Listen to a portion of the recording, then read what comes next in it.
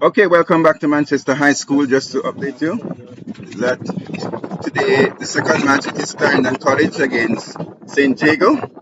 Of course, two adjoining parishes, St. Catherine and Clarendon.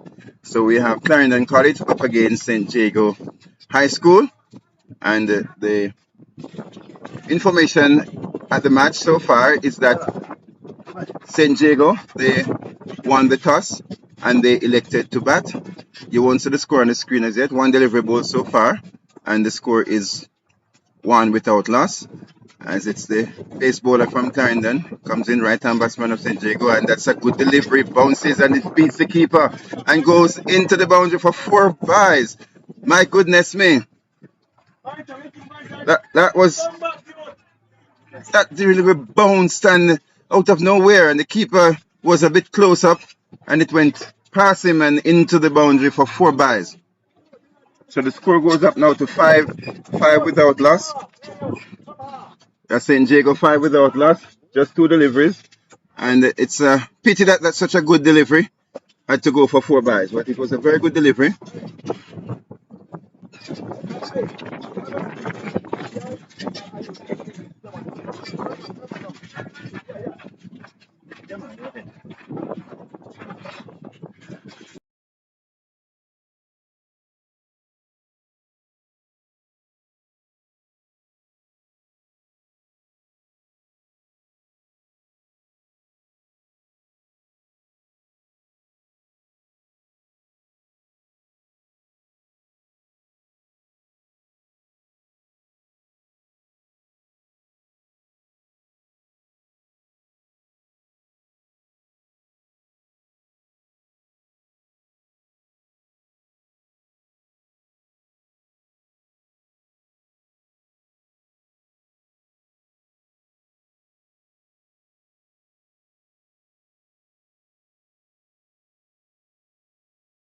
Six without loss, St. Jago winning the toss and electing to bat. And we have Plummer, who is on one, and Price is not yet off the mark. And the bowler is, of course, Take One Roberts, coming in from the northern end. And he comes in now and bowls to Price. Full pitch delivery. And he comes forward, and it's a no ball signal. If the ball knocks the bat out of his hand, and no ball signal by umpire Omari Thomas. No ball signal. And the score goes up to six without loss.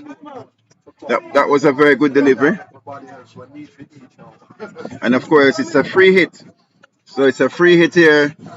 And St. Jago. And that was a very good delivery. And you get a free hit out of it. Knock the bat out of the batsman's hand. And of course, they did not change the batsman, did not change around, so the field cannot be changed. As it's a free hit. Score is seven without loss. It's three deliveries so far. As Take One comes in up to the wicket now, bowls to Price, and he hits it in the offside. And the field that they're playing football kicks the ball into the boundary. Now it goes very close to the boundary. He got it back. He got it back just inside the boundary. And of course, the batters did not capitalize on that. So they only get 2 runs. So the score is 9 without loss, and we're in the first over. 9 without loss. So Take One Roberts now bowls 4 deliveries, none for 5. And the score is 9 without loss. Just to let you know that St. Jago won the toss, elected to bat. As in he comes now. Roberts bowls, and it's down the leg side, through to the keep, to be taken by the keeper. Not taken clean, a wide signal by the umpire. The score goes up to 10 without loss. And of course, there is concern about the keeper so far. He has been stopping a few deliveries, but not cleanly. And it is Take One Roberts now, comes in and bowls to Plummer. And he plays it down towards the shortest fine leg, and they get an easy single. And the score goes up to 11. 11 without loss.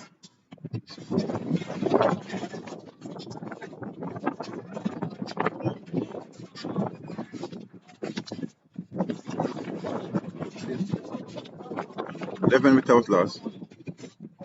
And we are still in the first over. Final delivery of this over. Take One Roberts now comes in, getting ready to bowl to Price. Price is on 1. Plumber is on 4. In he comes now, bowls down the leg side and it's played towards backward point, backward square leg. They take 1. They're turning for a second and they get it quite easily. He just came forward. That was a bit down the leg side and he just helped it on its way and they get 2 runs. That's the end of the over. End of the first over, 13 runs, 13 without loss.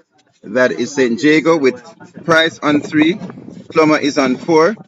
And Take One Roberts 1 over. No made, 9 run, no wicket. So the score is 13 without loss.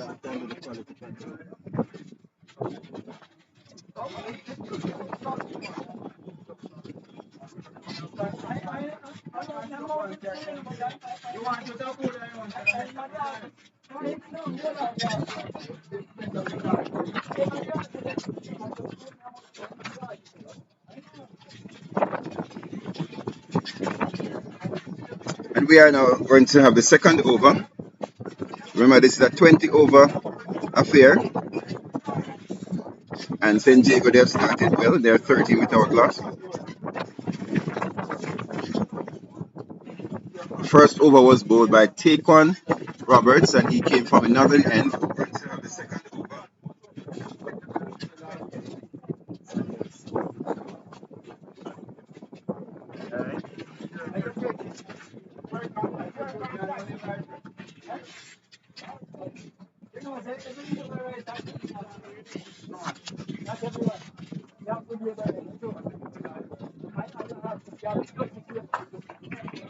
And he comes in now, bowls the first delivery, and the batsman just pushes it onto the onside. There's no run.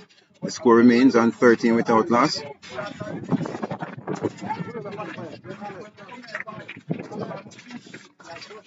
Price is the batsman facing.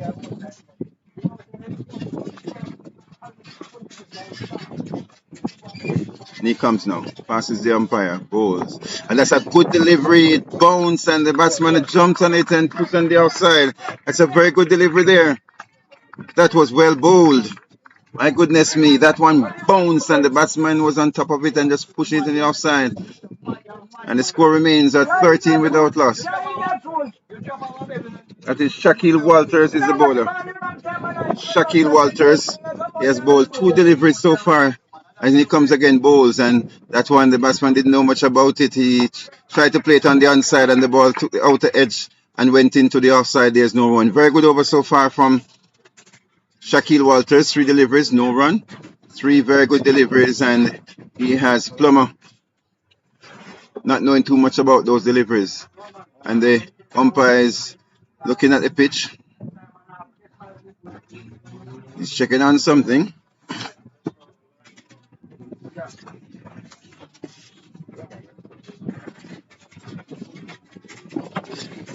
He comes now up to the wicket, shot his ball, and batsman drives it on the outside. They think about a single, but it's fielded in the outside and there's no run.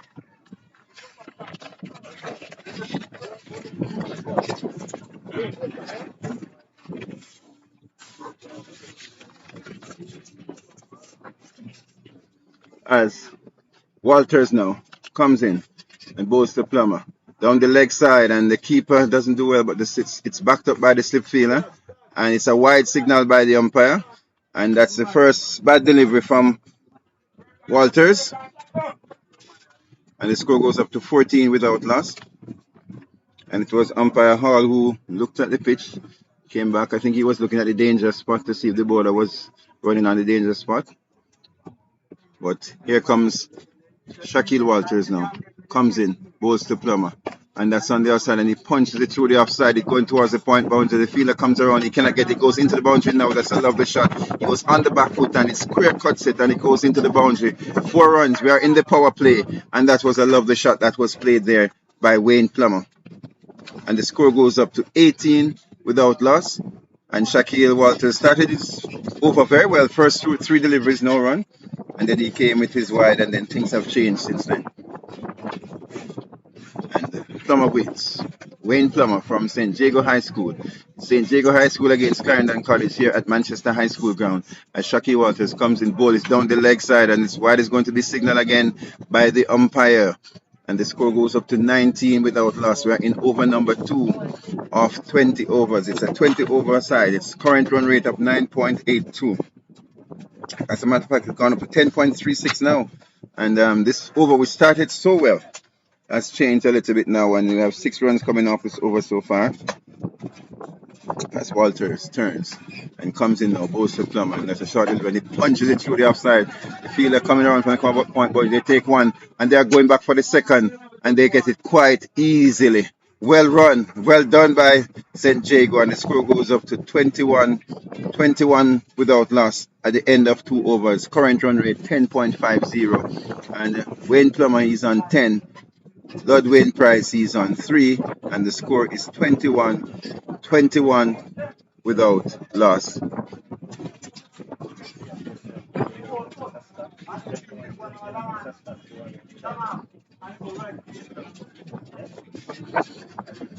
So that's the end of the over.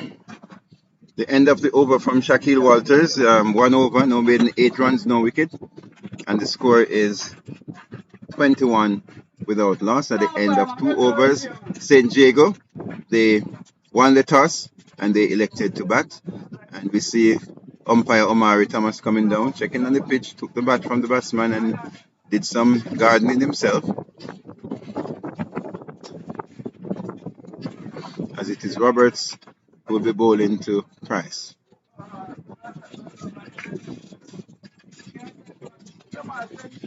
And he comes, passes the umpire, bowls. Full pitch, he swings at it in the air and he's caught.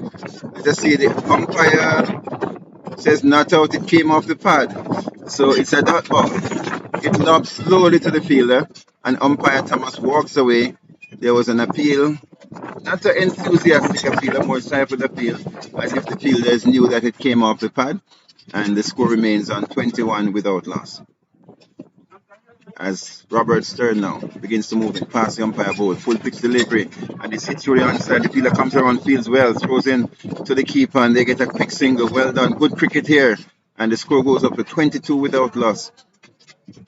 And that's good cricket. Good delivery, well played and well fielded, and a good quick run. The score goes up to 22 without loss. We're in over number 3.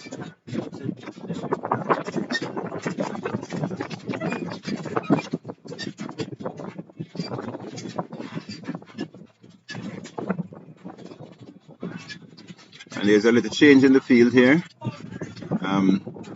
The third man is put square on the square third man boundary, and we are still in the power play. And he's the one that is outside the circle. In the next one, and he comes out, bowls, and it's hit through the offside. Nice shot there, and the fielder comes, misfields, and the ball eludes him and goes very close to the boundary, and it goes into the boundary now. That is 4 runs. That was bad feeling there by the fielder on the cover point boundary. He ran towards the ball beat him, he turns around and he could not catch it. It is 4 runs. He could have waited on that ball to come to him to stop it. He ran to it, ran past it, and it goes into the boundary for 4. You can see the dejection in his face. He's very dejected at this time, and he's going back onto the boundary now as the skipper places him right back on the boundary. And Omari comes down again and does a little gardening. That's the umpire, to make sure that the pitch is okay. Remember, this is the second match being played on this pitch. Just a reminder, the first match was only 8 overs per side. It was Taki against St. Elizabeth Technical, and St. Elizabeth Technical, they won that match by 37 runs. But it is now Take on Roberts. He'll be bowling to Wayne Plummer, who is on 14. Roberts comes in now, bowls. Outside the off-stump, is it in there? It's high. There are 2 fielders coming. One take off his hat, and there's no way. My goodness me, the fielder took off his hat. He thought about it, and none of them went for the catch. It fell between the 2 fielders, and the coach is furious.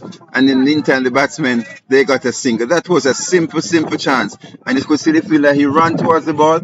He had time enough to take off his hat, and then he looked at it, and then he stepped back and said, let somebody else take this one. The only thing I'm going to take this time is my hat. So the score goes up to 27 without loss, and of course Coach Stewart is furious at this time as Roberts comes in now and he bowls to Price. And he hits it. This one is in the air. There's another fielder there this time. Let us see what he will do. And this time the catch is taken. My goodness me, the catch is taken, and he's pointing towards the other fielder and said, this is how it's done.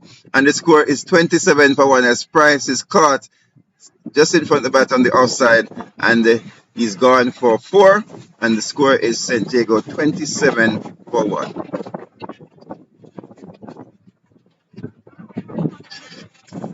And Clarendon can consider themselves lucky. They just gave away a chance, and the next delivery, they got the wicket. But it's a different batsman, and you never can tell. It's Wayne Plummer who is on 15. He was the one that should have been gone, but of course, somebody else came and did the sacrifice. The new batsman is Raleigh Thomas.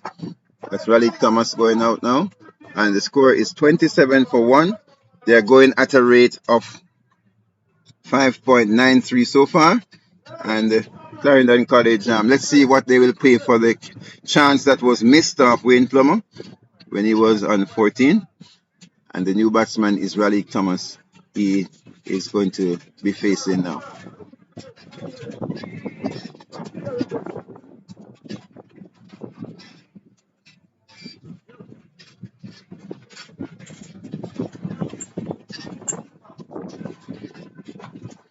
So if you're just joining us, just let you know this is the second match for the day, doubleheader here at Manchester High School in the ISSA T20 competition.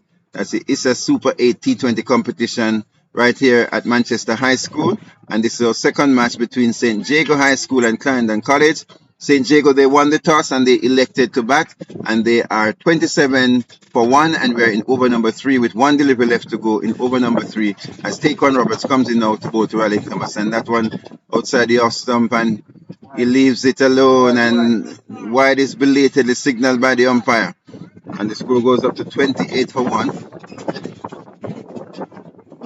And I can see some of the Clarendon College supporters wondering, was that really a wide? And they're saying in their mind, let us see if he's consistent when the other team backs. But here is Roberts now, comes in, bowls to Thomas, full pitch delivery, and he drives at it outer edge into the outside, and the fielder comes around and does a good stop, but they get a single, and the score goes up to 29 for 1 at the end of over number 3, 29 for 1.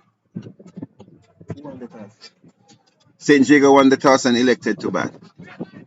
So St. Jago won the toss and elected to bat in the second match of a Group 1 match between Clarendon College and St. Jago High School. St. Jago winning the toss and batting are 29 for 1 after 3 overs. 29 for 1. Okay, so the score here is 29 for 1. St. Jago, at the end of 3 overs, they're scoring at 9.67. And if they continue like this, they'll make 193. But as you know, in cricket it's different. So, Taquan Roberts, he will continue from the southern end. Shaquille Walters will continue from the southern end. Taquan just finished his second over. So it is Shaquille Walters, was bowled 1 over for 8 runs so far, and he's coming from the southern end, and he will be bowling to Raleigh Thomas, who's on 1. That's the new batsman. As in comes Shaquille Walters now, bowls full pitch delivery, and he's forward, pushes it back along the pitch, and the bowler fields. There's no run. The score remains on 29 for 1, 3.1 overs, and Shaquille Walters now going back to his mark. He's an experienced cricketer too. He has been playing for some time for Clarendon College. As he turns now, begin to move in. Passes the umpire. Goes to Thomas. Full pitch delivery down the leg side. And the batsman swings at it and got an edge. And it goes in the air. The fielder was trying to get on. The fielder slipped. And while the fielder slipped, the ball bounced and went into the boundary for 4.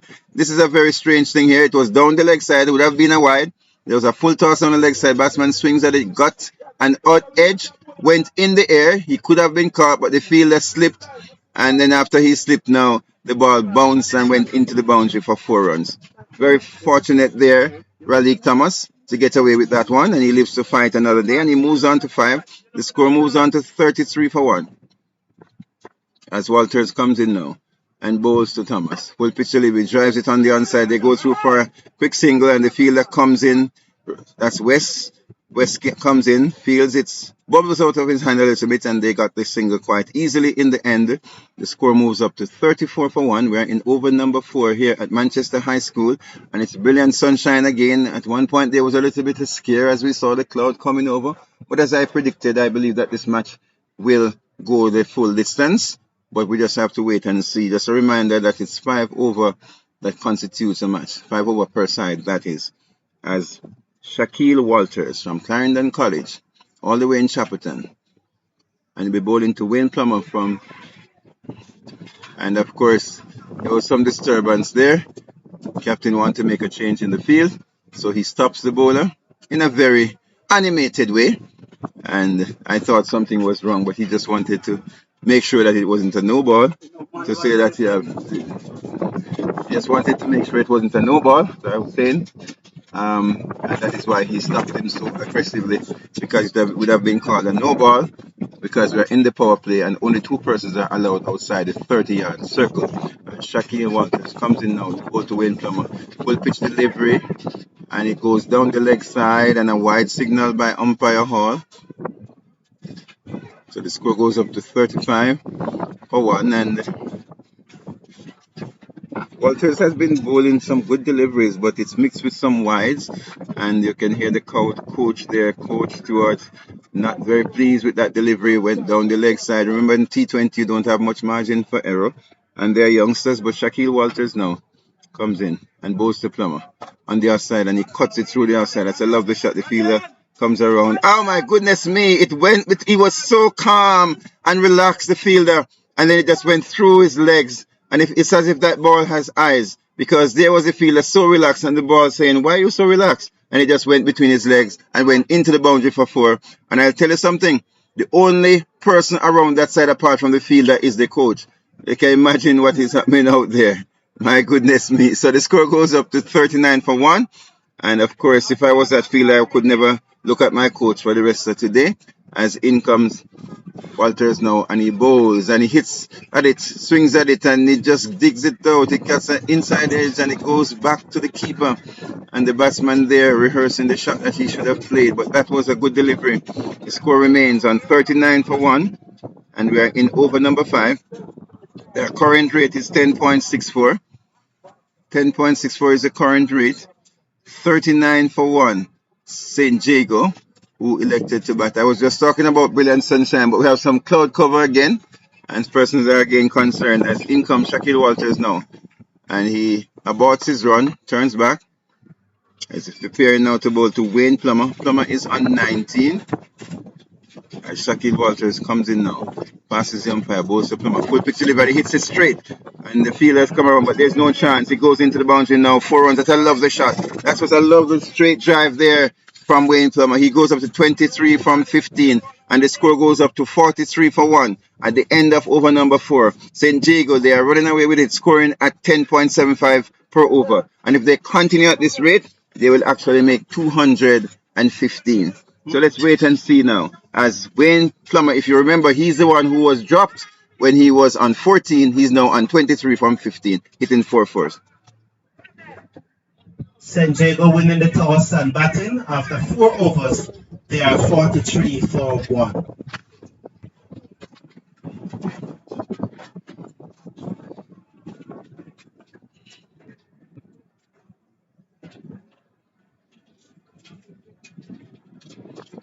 And the helmet is now brought onto the field.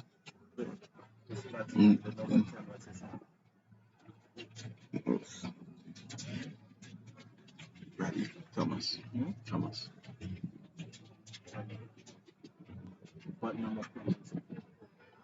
Thomas? I can't see the number. Let me see.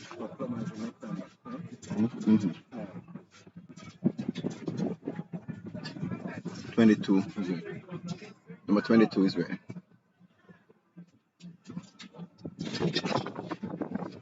We have a change in bowling. It's Tyrone Gale.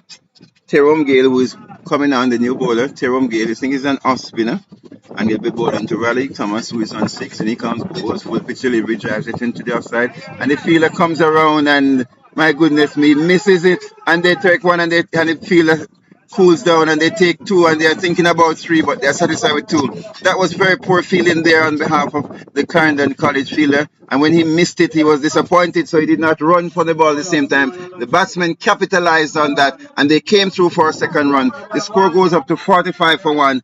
and Thomas moves up to 8. Plummer is on 23. It's 45 for 1. As in comes Gale now, bowls, and he hits it in the onside, close to the fielder, but in the air, it's going towards the boundary. The fielder is coming around, and this time it stops, and they take one, they turn for the second, and that's all they will be. 2 runs, and the score goes up to 47 for 1. And Thomas now moves on to 10.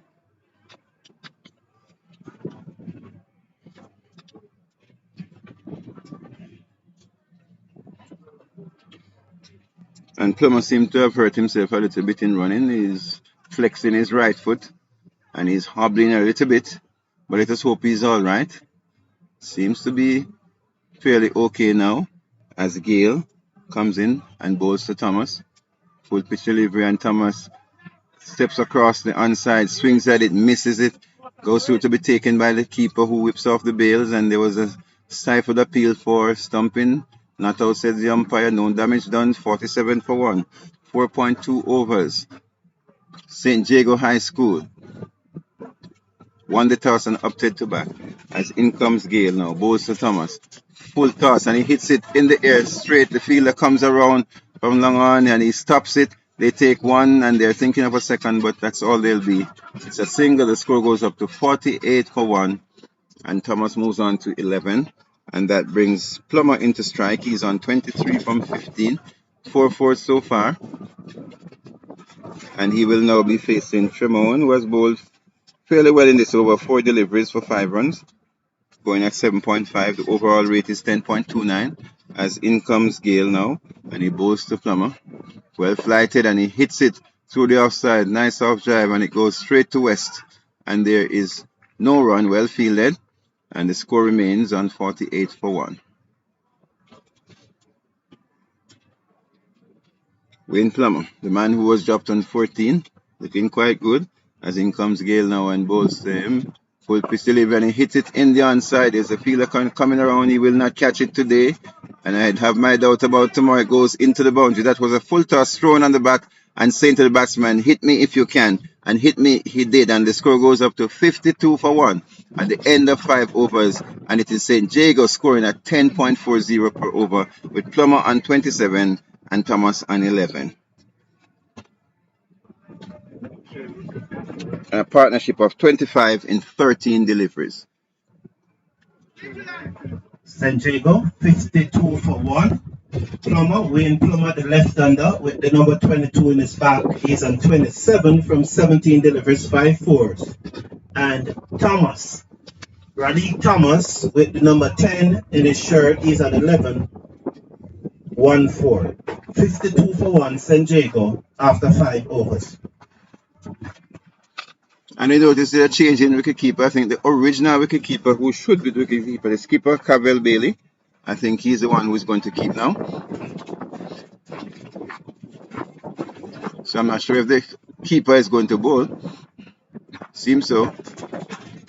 So they have some changes here, and Cavell Bailey, the skipper, is now going to be keeping.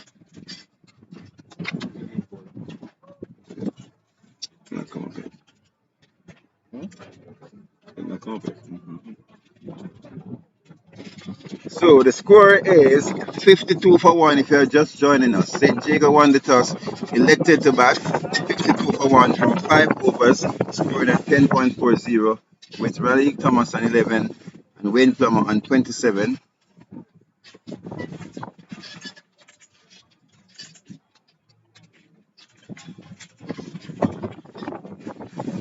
We have a new bowler who will be taking over from Tech 1.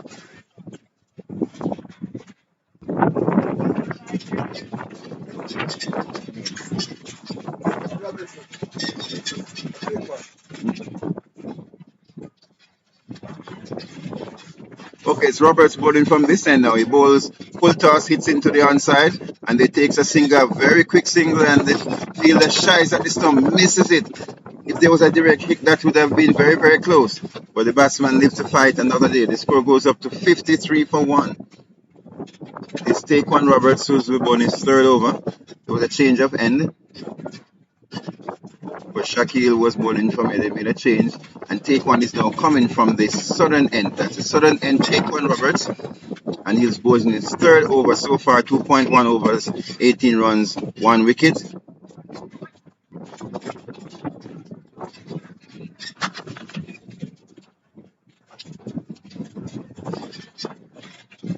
So it is take one Roberts to Wayne Plummer, who's on 26. Roberts now bowls, and he's on the back foot, pushing the offside straight to the field, and they go through for a very quick single, and that was well done. Good running here by St. Jago. The score goes up to 54 for 1. They're turning the strike over, and the run rate is 10.13. Projected score at this rate is 203. And if you score 200 in T20 in schoolboy T20, you have made a good score. And so far they have only lost 1 wicket. So the score is 54 for 1 from 5.2 overs as take one Roberts comes in now to bowl to Raleigh Thomas. Thomas is on 15. Thomas is on 15 and the score is 54 for 1. That's 54 for 1. And this partnership so far is 27. Nickham bowl and that hits him on the pad and diverts and beats the keeper and goes into the boundary. And it's 4 leg byes signaled by the umpire. 4 leg byes. That's a little bit unfortunate there for the keeper. It was going one direction, it hit the pad and it eludes him and goes into the boundary. 4 leg byes signaled by the umpire.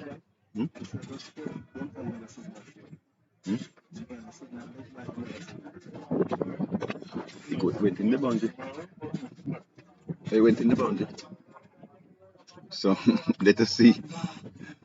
As in comes take one. That was 4 leg byes, so the score goes up to 58 for 1 as in comes Roberts now and he bowls. And that's down the leg side and a wide signal by the umpire. Come on. And Clarendon College is getting a little bit ragged now. The score goes up to 59 for 1. We're still in over number 6.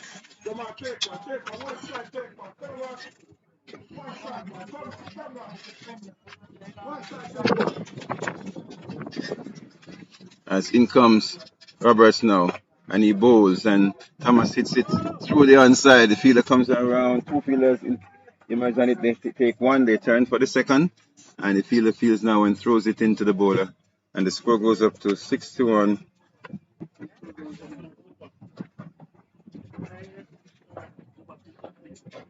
61 for 1. And we are in over number 6, 61 for 1. And this is a take one Roberts now. Comes in to bowl to Thomas. Thomas is on 14. He comes up now, bowl, full pitch delivery, and Thomas hits it down the offside. That's a lovely shot. He goes into the boundary. 4 runs, almost damaged Mr. Brown on the camera here. That was a lovely shot there. He came forward and just hits it through the offside. It was a full pitch delivery, and he struck it powerfully and beautifully. 4 runs. A lovely shot here. Thomas looking good.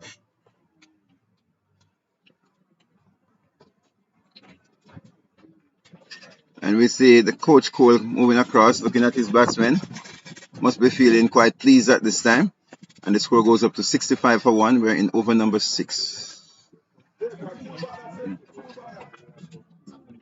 And it is take one now, who comes in and he bowls to Thomas. Full pitch delivery again, and he's on the back foot this time, misses it. And it goes through the keeper, the skipper, and it goes into the boundary. And it is 4 byes. And Clarendon College is really getting ragged here now. The score goes up to 69. 69 for 1 at the end of over number 6. The run rate has now moved on to 11.50. And the projected score has gone up to projected score gone up to 230. That's 69 for 1.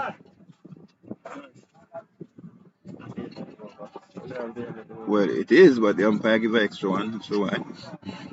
So it is 69 for 1 as Roberts gets ready now to bowl to Thomas. As take one Roberts now comes in, bowls to Raleigh Thomas, full pitch delivery, and he just comes forward, pushes it into the offside. There's no run, and that's the end of the over. The end of the over. St. Jago High School winning the toss, electing to bat. They are 69 for 1 at the end of over number 6, scoring at 11.50 with Thomas on 18 and Plummer on 28. At the end of the Powerplay, St. Jago High School winning the toss and batting. They are 69 for 1. Raleigh Thomas is on 18 from 13 deliveries. He's wearing number 10. He's the right-hander. And Wayne Plummer is on 28 from 19 deliveries, 5 fours. He is the left-hander. So it is 69 for 1, 69 for 1, and those two batsmen partnership of 42 from 19 deliveries. 42 partnership from 19 deliveries, with Raleigh Thomas on 18 from 13 and Wayne Plummer on 28 from 18. And so take one, Robert, 3 overs, no maiden, 1 for 26. He's the only successful bowler so far. 69 for 1 is the score. Just a reminder, Plummer was dropped on 14. He has doubled that. He just moved on to 28. How dearly will Clarendon pay for that? Barrington Williams now comes in and bowls to Plummer. Down the leg side, he swings at it. He misses. And seemed to have touched somewhere on his body because the umpire did not signal. So it is 69 for 1. It's a dot ball. As it is Barrington Williams now comes in. He'll be bowling to Wayne Plummer. Williams to Plummer. He comes bowl. Full pitch delivery wide outside the off stump and wide signal by umpire Thomas. The score goes up to 70 for 1 and we're just in over number 7.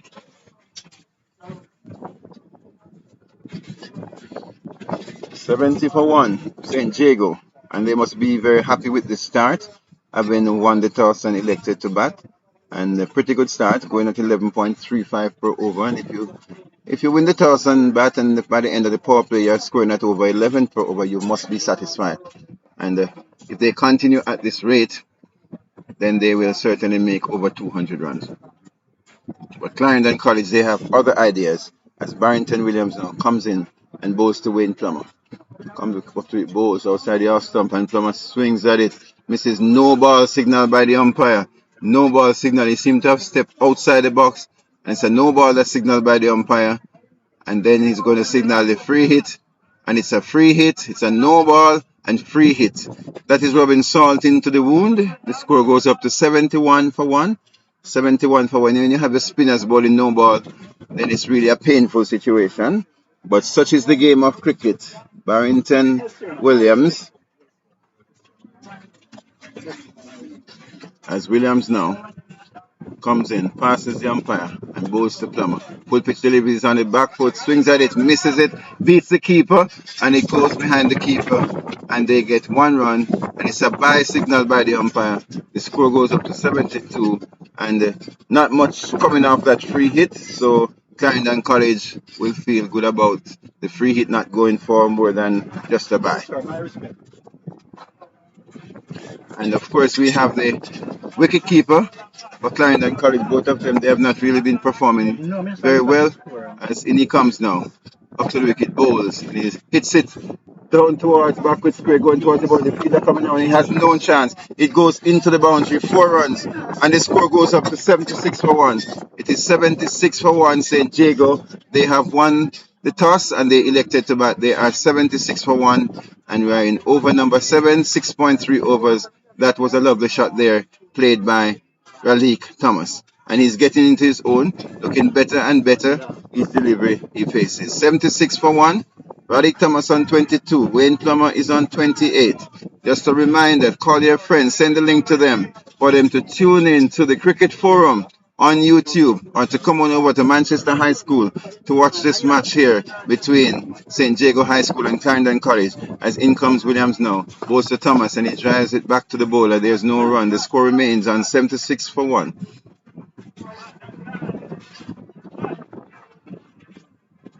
As in comes Williams now, bowls to Thomas, passes the umpire now, bowls. Full pitch is a full toss, and he hits it in the air going towards the fielder. Fielder comes forward and uses his feet. He should have dived and taken the catch, but instead he uses his feet to stop it, and luckily for him it did not go in the boundary, and they just get a single, and the score moves up to 77 for 1. And I think that the fielding of Clarendon College here is suspect. They could have done better. Have they done better in the field, the score would have been different. But the fielding is a concern for Clarendon College, as the score moves up to 77 for 1, and we're in over number 7 with just 1 delivery left in over number 7. As it is Barrington Williams now comes in to bowl to Wayne Plummer, who's on 28, left-handed Wayne Plummer, and he just push it in the offside and just go through for an easy single, and the score goes up to 78 for 1 at the end of over number 7. 78 for 1, which Wayne Plummer on 28, Raleigh Thomas on 23, and Barrington Williams 1 over, North for 8, and Take One Roberts 3 overs, 1 for 26. After 7 overs, St. Jago winning the toss and batting. They are 78 for 1. 78 for 1 with Wayne Plummer on 29, and with him Raleigh Thomas on 23. So they are 78 for 1. Okay, so it's 78 for 1, and we can hear the coach shouting, right through Wayne, right through Wayne.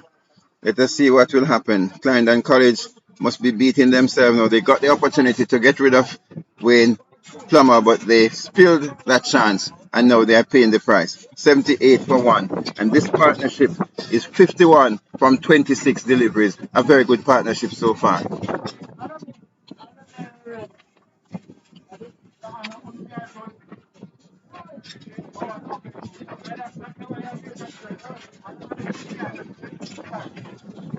Of course, we have a new bowler now,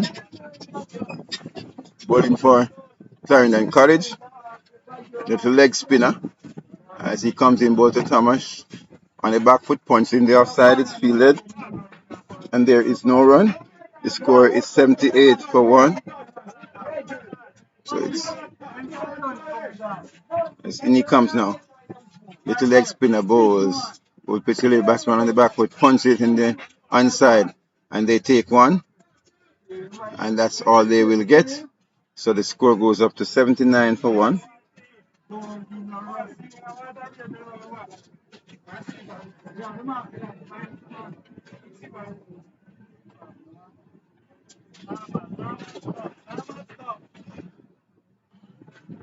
Comes in again, up to the wicket, balls, flighted, full pitch delivery, and the batsman swings at it, misses it, and it goes through to be taken by the keeper. That's Kyle Jackson there, the bowler, and that's 3 deliveries. Bowling well so far. Little spin bowler, Kyle Jackson. In he comes now. Past the umpire, balls, flighted delivery, and the batsman swings at it, misses it, and it misses the stump by just a whisker. Goes through to be taken by the keeper. Good over so far by Jackson. He can't be more than 13 or 14 as he turns now. Begin to move in now. Passes the umpire. Up to the wicket, bowls. Full pitch delivery. The batsman drives it into the offside, and they think they go through for a single, and it fumbles. The fielder fumbles, and that makes the single very easy. And the score goes up to 80 for 1. 80 for 1, and Plummer is on 30. Raleigh Thomas is on 24. As Kyle Jackson now was bowled so very well so far in this over. 5 deliveries, and he 2 runs, no wicket. But he has really stemmed the flow of runs. But let us wait and see what the last delivery will bring as he comes in now and bowls to Plummer. Good delivery, and the keeper comes around and misses it. It was down the leg side, and the fielder goes and he flicks it back. They take 2, and they're thinking of 3, but that's 2 runs. And wide signal by the umpire, so that will be 3 wides, and he will have to bowl it again. Just as I was praising the bowler, the umpire's curse came along, and he went down the leg side, and in he comes now and bowls to Plummer with delivery, and the batsman is forward, pushing on the offside, and the end of a good over by Kyle Jackson, where he stemmed the flow of runs, and he bowled 1 over and none for 5.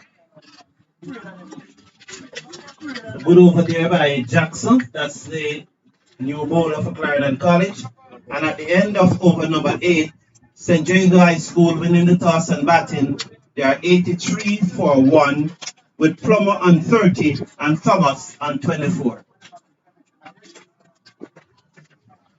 So that's the latest score here at Manchester High School ground. It is St. Jago 83 for 1 with Wayne Plummer on 30, Raleigh Thomas on 24, and it is 83 for 1.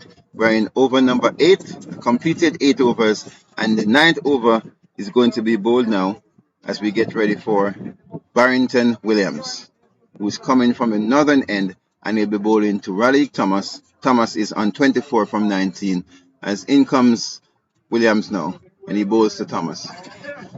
On the leg side, but Thomas swings at it, hits him on the pad, taken by the keeper, no run, no damage done. 83 So the for new 1. bowler is Barrington Williams. Barrington Williams is the new bowler.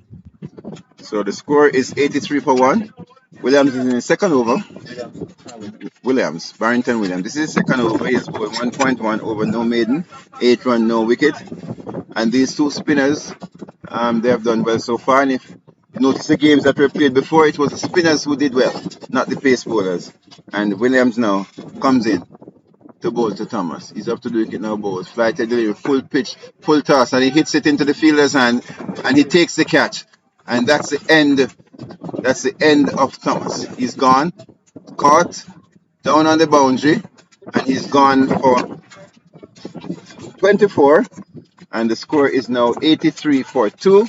And I was just mentioning that the spinners are the ones who are getting the wicket, who got the wicket in the first match. And the same thing here. Since the spinners came on, the scoring rate has gone down. It was up to 11.5. It's now down to 10.6.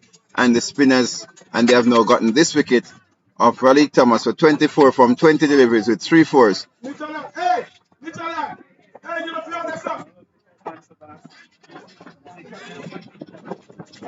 90-second rule is in effect, you know. And the new batsman is Vital Laws. Vital Laws for St. Jago is the new batsman, coming in with the score at 83 for 2 after a good partnership between the pair before them. And of course, Wayne Plummer is still there. He's on 30. He was dropped when he was on 14. And had he been taken, Clarendon would have been in a much better position. But they have to rally from where they are. The score is 83 for 2. And we're in over number 9. Remember, it's a T20. So we have 11.4 overs to go. The current run rate has gone down to 9.96. And of course, if you want to reduce the run rate, you have to get wickets. And let us see what will happen now as we turn back to the start of the third delivery in over number 9. And it is Laws who will be facing as Williams comes in now to bowl to Laws. Wicket bowls. Full pitch delivery, York, and he drives it back, and the bowler misfields, and it goes down to long off to be fielded, and they get a single, and that takes the score on to 84 for 2. And 84 for 2 the score, and we're in over number 9.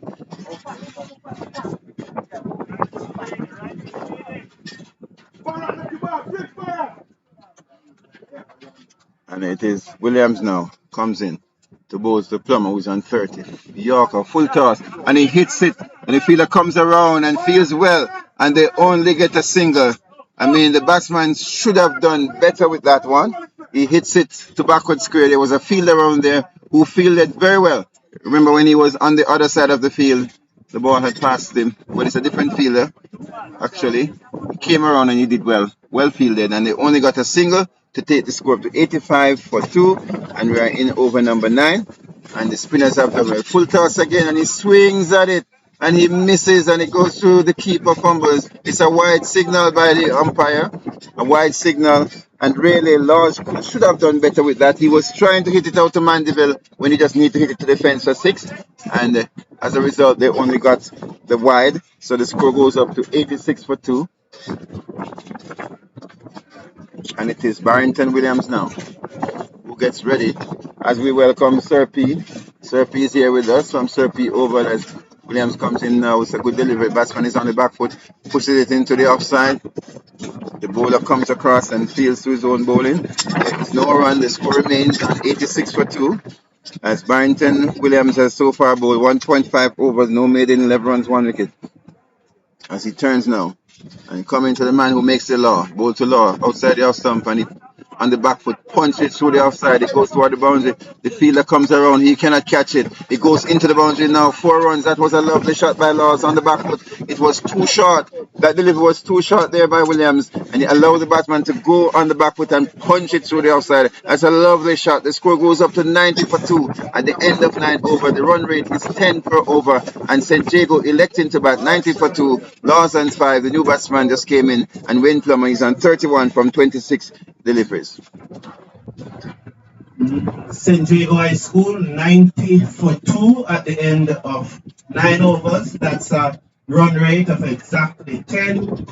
Plummer is on 31 and Laws, the captain, is on 5.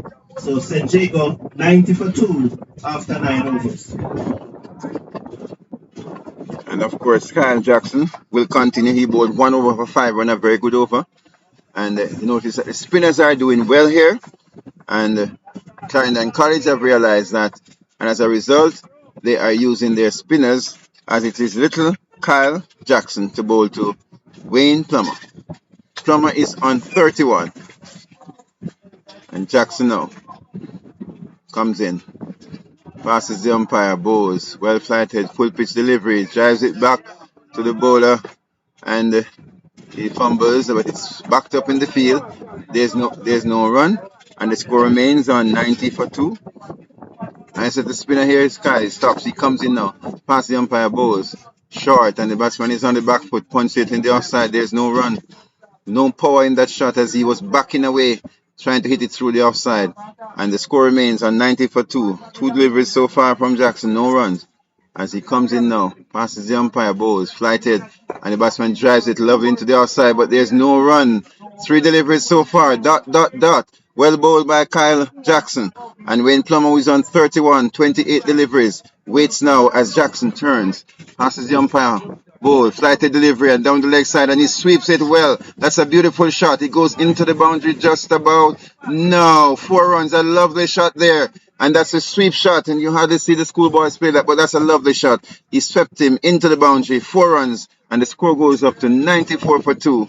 And Wayne Plummer moves up to 35 from 30 deliveries with 6 fours. That was indeed a lovely shot there. And Jackson guilty of straying down the leg side, but he's still pretty tight, going at 5.40. As he turns now, gets ready to bowl to Plummer. Come bowl outside the off stump, and that's much better delivery. The batsman on his back foot and digs it out into the outside. The keeper comes across and fields, and there's no run. The score is 94 for 2. As Jackson now gets ready now. Jackson. Nice battle here between Plummer and Jackson. As Jackson comes in now, flights it, full toss down the leg side, and that's a bad delivery there. And the batsman did not make the best use of it. He misses completely. It goes by, and the keeper stops it, not cleanly, but good enough for them to not get another run. So it's a wide signal by the umpire. As Jackson turns now, asks the umpire, and comes in now and bowls. It's full toss, and he hits it in the air. The fielder is coming around. It falls between 2 fielders, and it goes down, and they take 1, and they're going back for a second as the fielder fumbles. And it's a quite big field here, and the fielder weighs the ball, found out the weight, and then he threw it in, and they get 2 runs.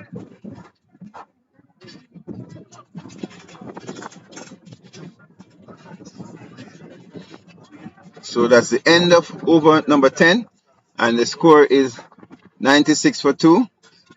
That's 96 for 2 at the end of over number 10.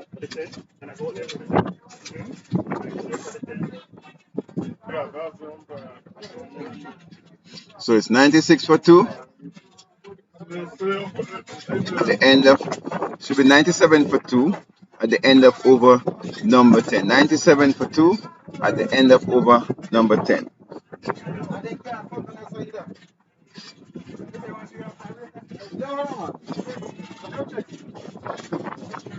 So we are at the end of 10 overs. We take a break. The umpires, they have called on the drinks on the field, and the players are refreshing themselves, but we're going to just recap quickly as we look at the scorecard so far for today. With St. Jago winning the toss and electing to bat, we have Wayne Plummer. He's not out on 37 from 32 deliveries, 6 fours, and just a reminder, he was dropped when he was on 14. He was given a chance, and Ludwin Price, the wicket keeper, was caught by Jerome Gale of the bowling of Take 1 Roberts for 4, and he placed 6 deliveries. And then we had Raleigh Thomas, who was caught by Taquan Roberts off the bowling of Barrington Williams for 24 from 21 deliveries with 3 fours. And we have Vital Laws. He's not out on 5. And there are 27 extras with 12 wides, 2 no balls, 4 leg byes, and 9 byes. 27 extras in an inning of 97. So if you were to take the 27 away, you'd see that it will be 70 runs off the bat. And Clarendon College will really have to tighten up when it comes to the fielding. Bowling for Clarendon College so far, Taquan Roberts, 3 overs, no maiden, 26 runs, 1 wicket. Shaquille Walters, 2 over, no maiden, 22 runs, no wicket. Tremont Gale, 1 over, no maiden, 9 runs, no wicket. Barrington Williams, 2 overs, no maiden, 15 runs, 1 wicket. And Kyle Jackson, 2 overs, no maiden, 12 runs, no wicket. So at the end of 10 overs, as we take the break, it is St. Jago High School winning the toss here at Manchester High School ground and electing to bat. They're playing against Clarendon College from Chapperton in Clarendon. And Clarendon College, they have bowled some good deliveries and some bad, but their fielding have been suspect, and as a result of that, they have given away 27 extras. So St. Jago High School at the end of 10 overs, 97 for 2, and that's the latest score here at Manchester High School in the ISSA T20 Super 8 competition.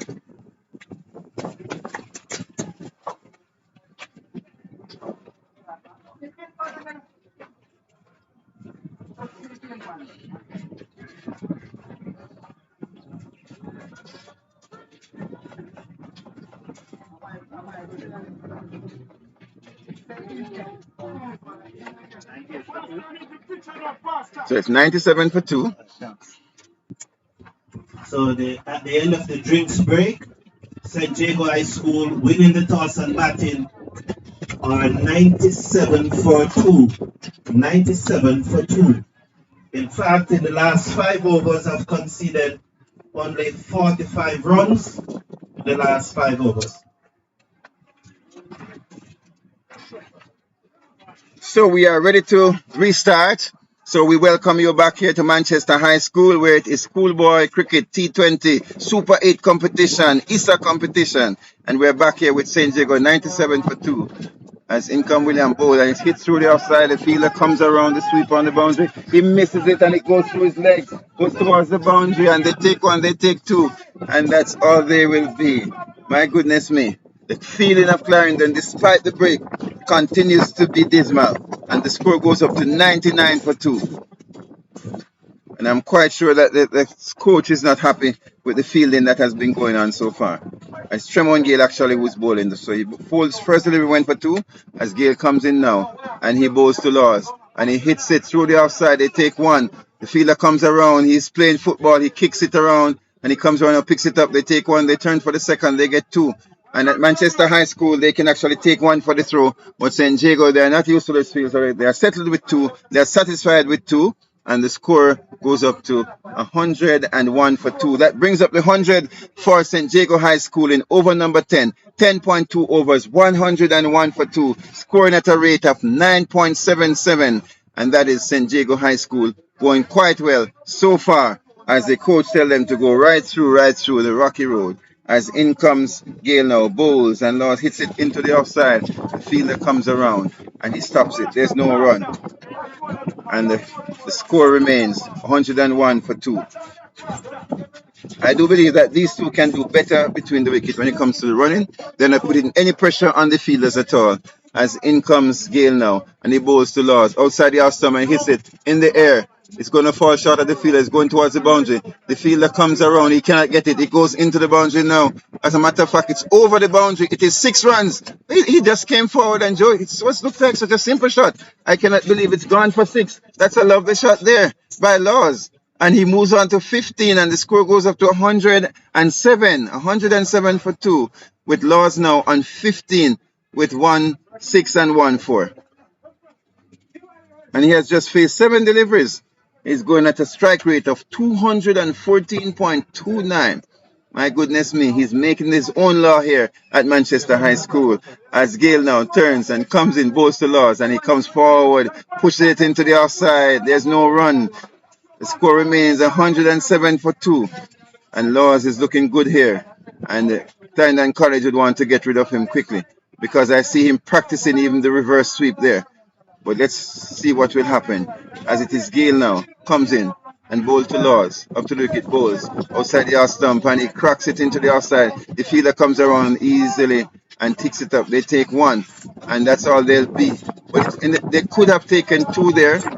I think they could have taken two, but they're not pressuring the fielders. As St. Jago believe they have the firepower to hit the boundaries, but the singles and the twos, whenever you can get two, you should take two. That's the end of the over. The end of over number 11. St. Jago winning the toss and batting here at Manchester High School in the ISSA T20 competition where they're up against Clarendon College. They are 108 for 2 at the end of 11 overs. 108 for 2 after 11 overs. St. Jago High School batting 111 for 2, 37 for Palmer. Palmer is on 37.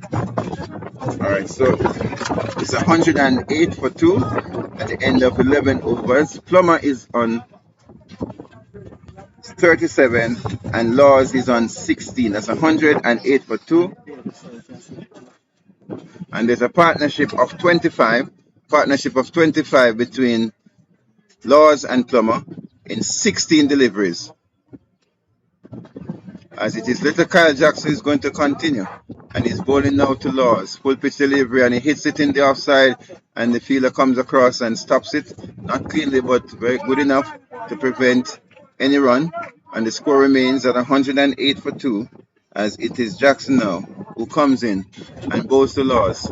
Shortly on the back foot, punch it in the outside, and they go through for an easy single as it goes down to long off where it's fielded, and they get a single.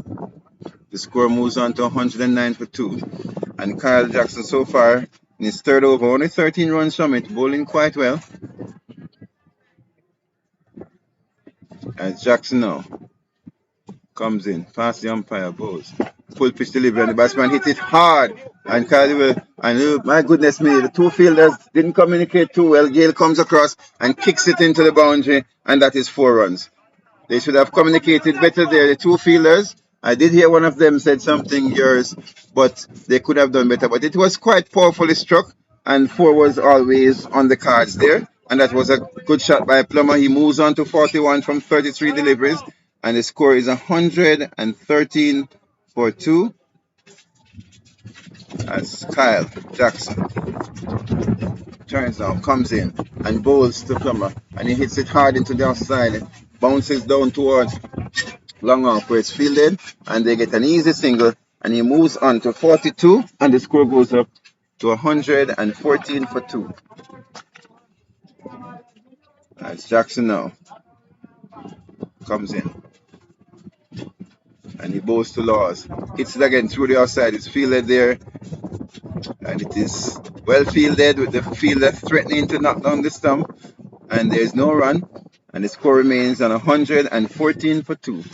114 for 2 as Jackson comes in now and bowls to Laws, and he swings at it and he edges it down to third man, and they get a single. That was a good delivery there, and Jackson continues to bowl well, and that's the end of the over. The score is 115 for 2. Current run rate 9.77, and Jackson has now bowled 3 overs, 0 for 19, going at 6.33, and perhaps in terms of economy, the best of the bowlers so far. Not getting any wicket, but keeping it quite tight here at Manchester High School. Jackson just completed his third over, 0 for 19 from 3 overs. St. Jago High School 115 for 2 after 12 overs with Plum on 42 and Captain Laws is on 18. 115 for 2, St. Jago batting first. So that's St. Jago, 115 for 2, and we're now going to have over number 13 to be bowled by Tremont Gale, who has bowled 2 overs for 20 so far. And he comes bowls now, and the batsman drives a lovely shot into the offside, and the fielder stops it down on the boundary, and they get a single. The score goes up to 116 for 2.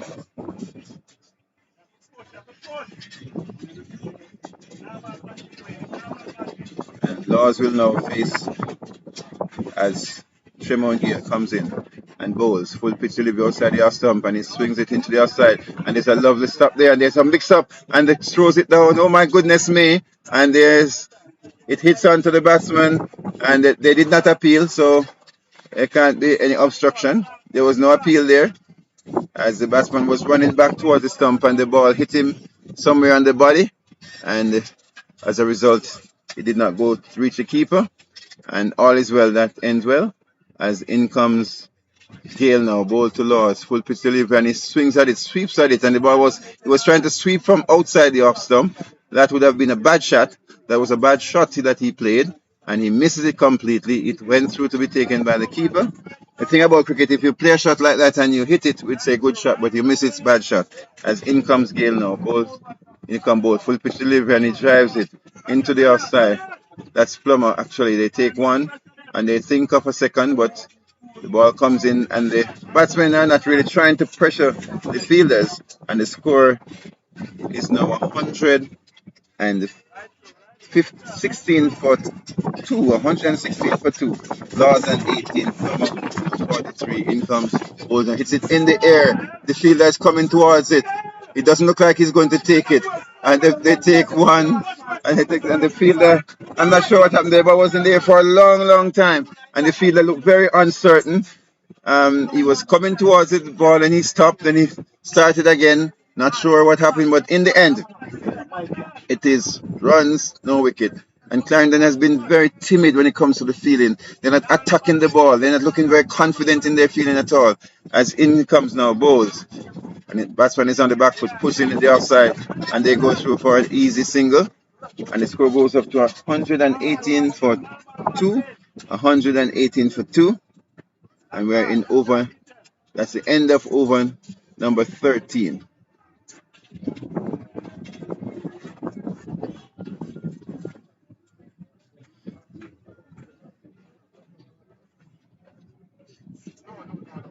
$117 for 2. That is St. Jago. They won the toss and elected to bat. And at the end of 13 overs, 117 for 2, with Wayne Plummer, who opened the batting. He's on 43 from 39. And Vital Laws, he is on 19. It's 117 for 2.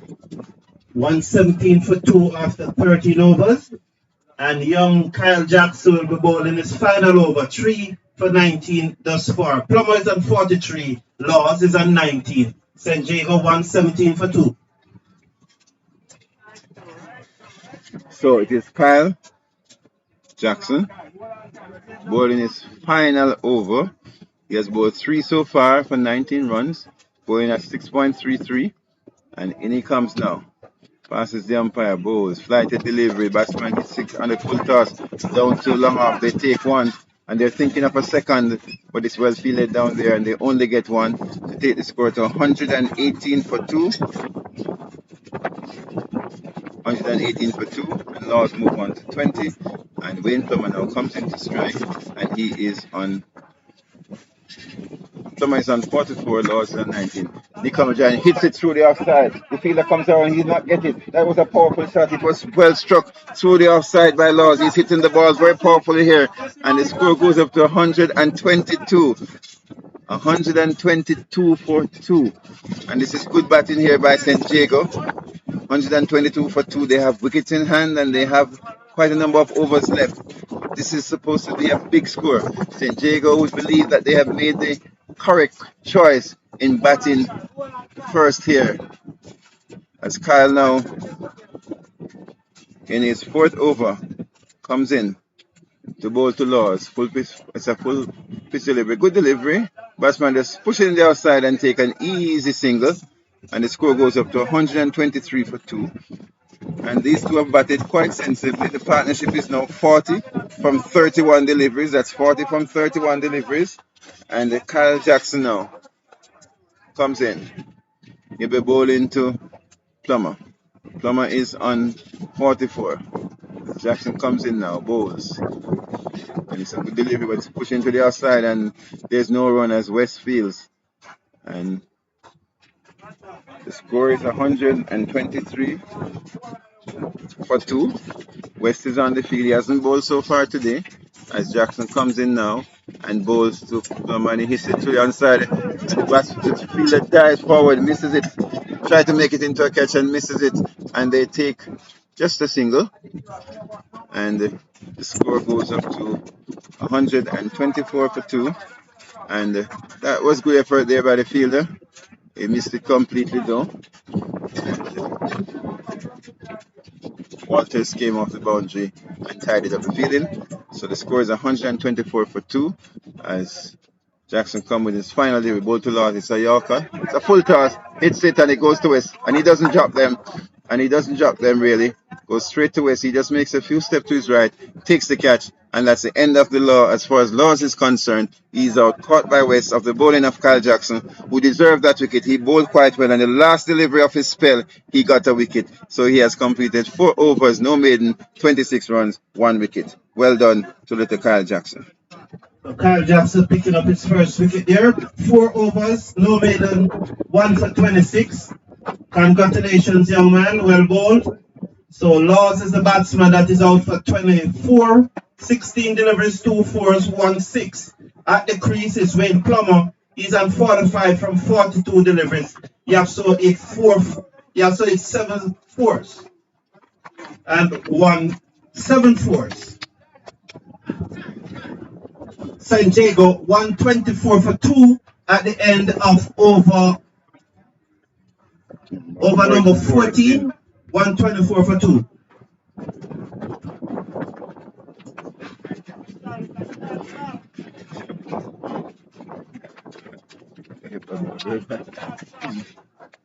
That's what it is, Burger. The new batsman is Samuel Berger from St. Jago. And the end of the over, end of 14 overs, 124 for 3. The run rate for the first time has dropped below 9. The run rate has gone down to 8.86, and it emphasized how well this little young man has bowled. Kyle Jackson.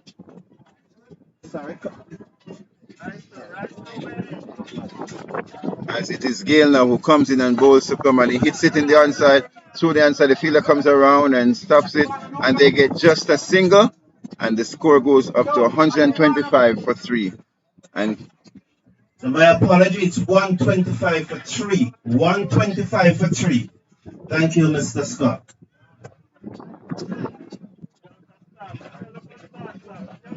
So Wayne Plummer, he is on 46 now. The new batsman Samuel Berger will be faced in his first delivery. Tremont Gale, who is in his 4th and final over. So far, none for 23. And the batsman pulls away, so the umpire signals dead ball as Gale turns now.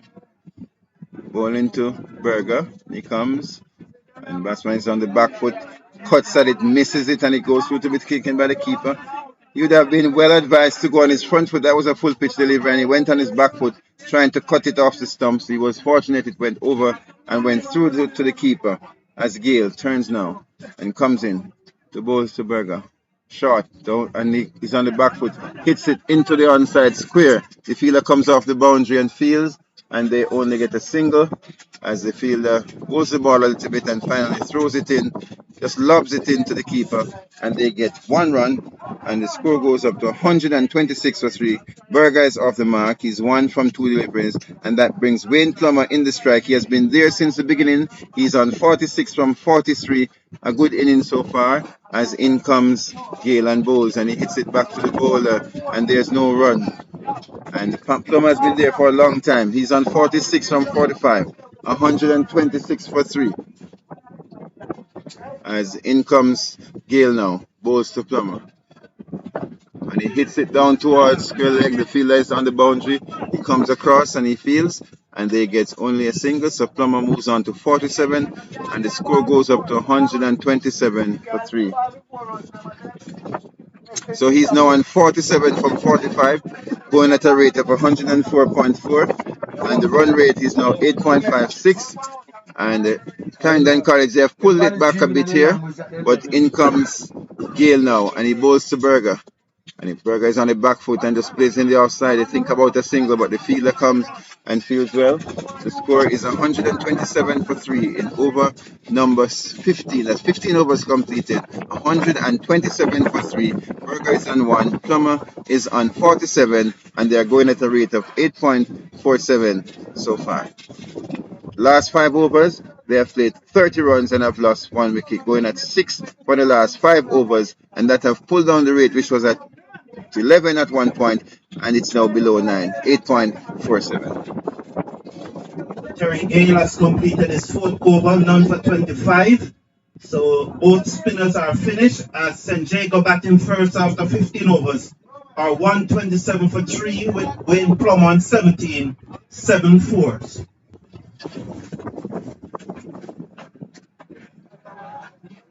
So we continue the commentary here, just informing you that it's 127 for 3. He's on 47, not 17, 47.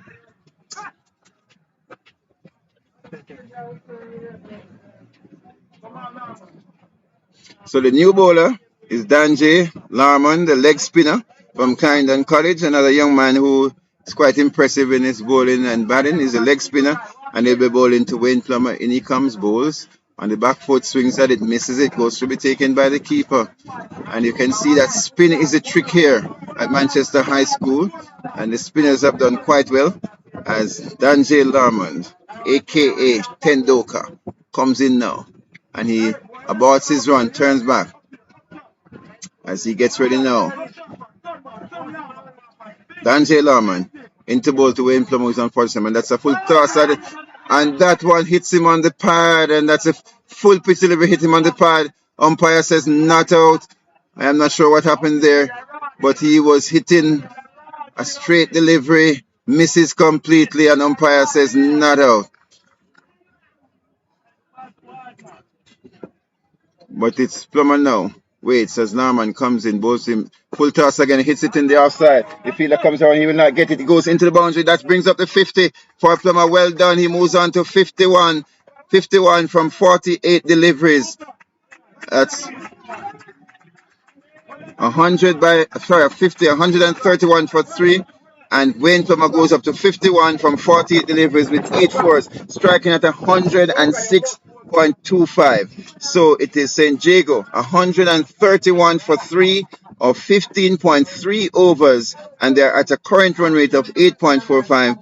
Danjay Larman comes again, bowls, and he hits it again through the outside. He goes into the boundary, and that's 4 runs, and Plummer is now on the move, and he get the pipes together now, move on to 55. And the score goes up to 135 for 3. And having passed the 50 now, you can see that the Plummer has moved into a new gear, and he is now getting all the pipes together, and the tangent is in hand as the Plummer gets ready to launch. But it's Larman.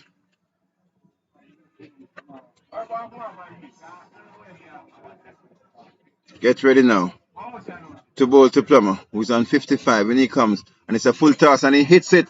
And it's going toward the fielder coming down. He will not catch it. It goes into the boundary now. 4 runs. That's a lovely shot. And that was a gift there. A full toss on the onside. And the batsman just hits it into the boundary for 4 runs. The score goes up to 139 for 3. And Plummer now moves on to 59 from 50 deliveries. And St. Jago winning the toss and electing to bat. They're 139 for 3. And they're in the 16th over. With Larman being treated roughly for the last 3 deliveries. He was struck for 4 on 3 occasions by Plummer. 2 to the outside. He bowls now full toss again. He comes forward, pushes in the outside, and just takes a single so that he can face the next over. The score goes up to 140 for 3 at the end of 16 overs, and Wayne Plummer moves on to 60. Congratulations, Wayne Plummer, for bringing up his half-century in that over. He has now moved on to 60 from 51 deliveries. He has a 10-4. St. Jago batting first are 140 for 3 against Clarendon College. And Walters comes back into the attack.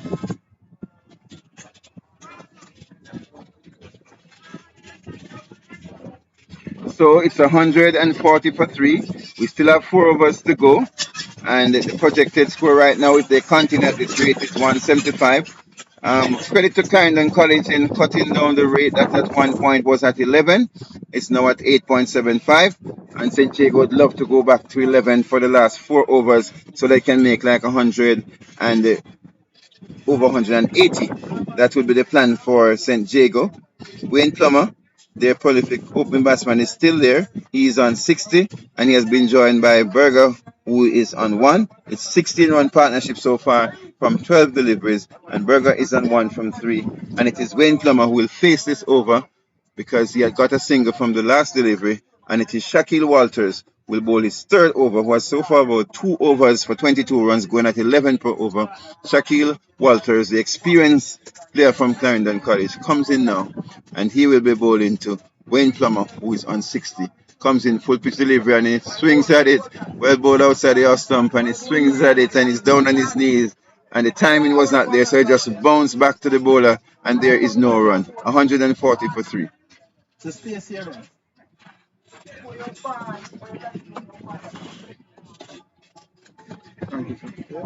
So it is Walters now who turns in his third over, top of his mark, comes in now, and he aborts his run and turns back to his mark again. He's going to be bowling to Wayne Plummer, who's on 60 from 52 deliveries. 10-4 so far. He has been the mainstay of the St. Jago innings. And remember, he was dropped when he was on 14, and Clarendon could kick themselves for that, as it is Walters now who comes in. He begins to pass the umpire now up to the wicket and bowls to Plummer outside the off stump, and he hits it through the onside down towards the long on. They take 1, and that's all they'll be. The score goes up to 141 for 3. Plummer moves on to 61, and it brings Berger into strike now. And Berger is right-handed. Of course, Plummer is left-handed.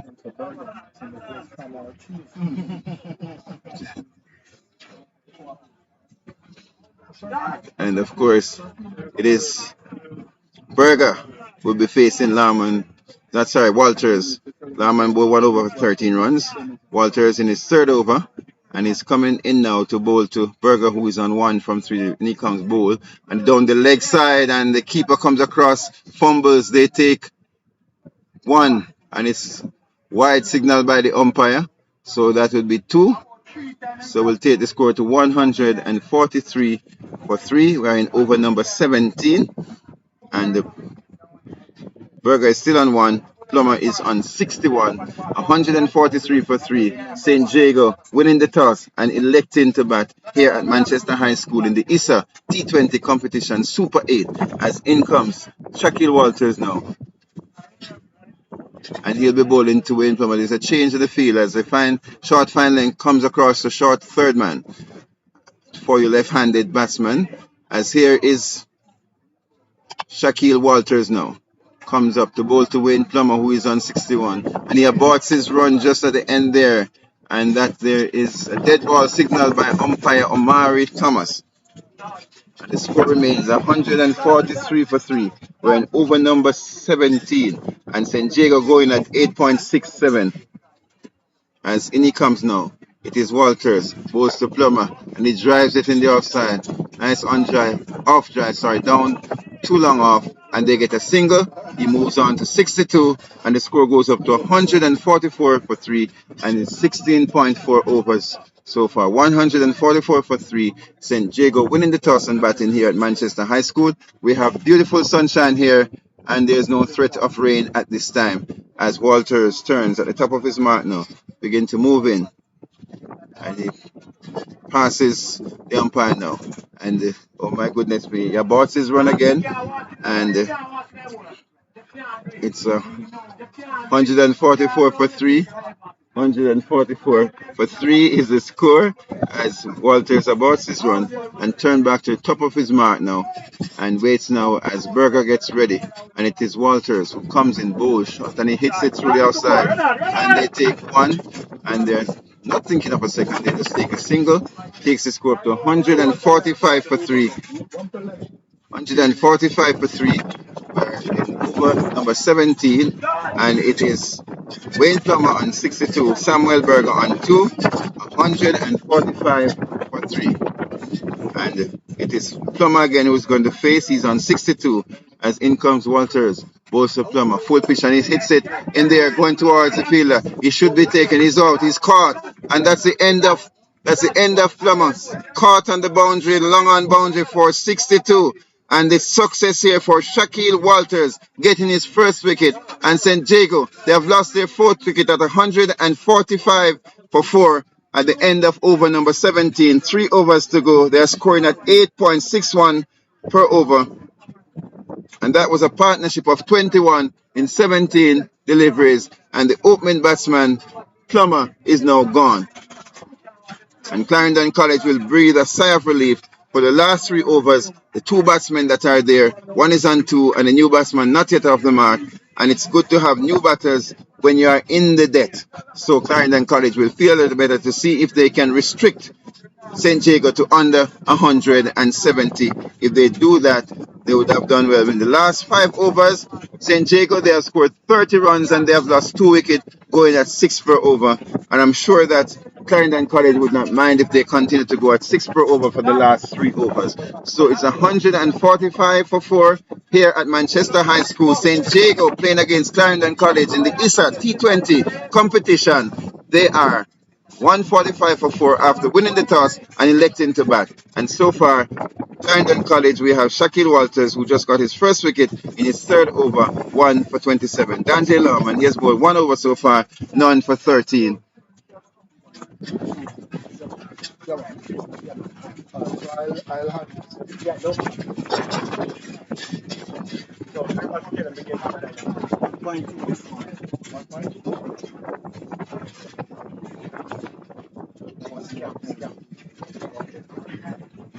Yes. And here comes Bowles. That was, and the batsman just comes forward, pushing the offside. And now it is the end of the over.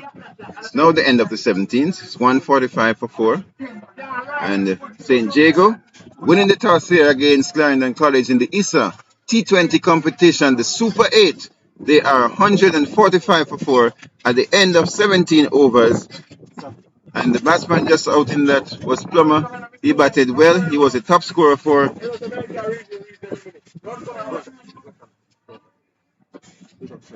And of course, we have here the cricket man from Clarendon in Maypen, Sir P. Yes, and you know Sir P over, and he's one of the persons promoting cricket in Jamaica as cricket seems to be dying. But we want to thank you, Sir P, and let you know that as a country, as a nation, we salute you.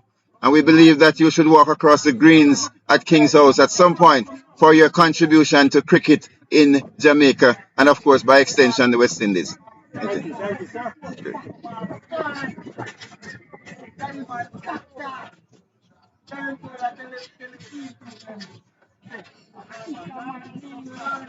So it's 145 for 4. We have completed 17 overs. St. Jago quite pleased to be going at 8.53 per over. But at one point they were going at over 11. Now they're under 9. So let's see what will happen in the last 3 overs. The last 5 overs, they have gone at 6 per over. And this has been because they lost 2 wickets. And that did make a big difference. And it is Barrington Williams who's coming back now for his 3rd over. And his Bolterberger is on the back foot to a full pitch delivery. And he got an inside it. It goes square on to the onside. They take one. And they come back for 2nd. The keeper and the fielders went after it. And of course, in the end, the keeper was away from his stump. He was way down at backward square because he tried to get the ball. But the fielder came in from the square leg boundary. And he threw the ball. And it was backed up on the onside. The batsman got 2, and the score goes up to 147 for 4. Wayne Plummer, he was caught by Daquan West, and he made 62. So it's 147. In come now, bowl, and the batsman swings at it, misses. The keeper also misses. The ball goes towards the boundary. They take 1. They take 2. They're coming back for the 3rd, and they'll get it quite easily. And they wait on the umpire now to signal. It said 1 short. It's 1 short, so they will get 2 for that. And it is byes, so it's 2 byes. Of course, the batsmen could have gotten 3, but they 1 short in their anxiety to go back for the 3rd. They did not complete the 2nd, so it's 1 short. 147 for 4. And that was 2 byes. So the score is now 147 for 4. All right, copy.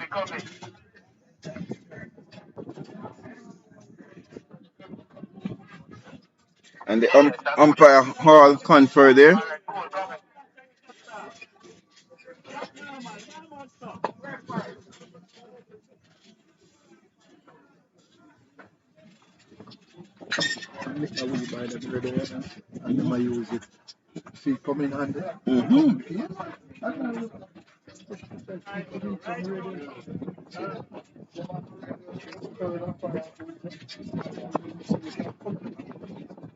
So Barrington Williams comes in now to bowl to Robinson. So Williams now will be bowling to Robinson, the left-handed batsman, who has not yet faced the delivery. His first delivery now, as Williams comes in, a full toss, and Robinson swings at it, and it just gets on the edge and goes very close to the stump. He was trying to hit that over to Church Teachers College. He wanted to do like what was done this morning. He wanted to send that ball to the tertiary institution, but it did not work this time. So it remains 148 for 4, as in comes Williams now, comes in to bowl to Robinson. Second delivery is facing. Full pitch delivery, and he hits it in the fielder coming around. No chance. It goes bounce just inside the boundary. And it goes into the boundary now. 4 runs. And that's a lovely shot there. 4 runs by Robinson. And he's off the mark with 4. And the score goes up to 152 for 4.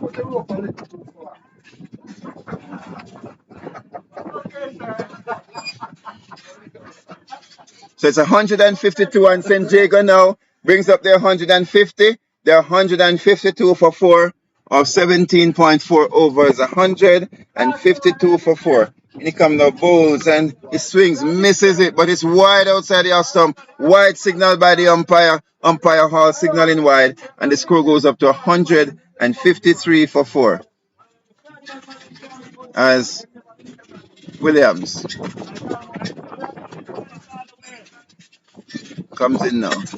Bowls, full pitch delivery, and Robinson swings across it. It goes into the answer. They take 1 and they turn for the second. The fielder comes in off the boundary and they get 2 quite easily. Hits the stump too.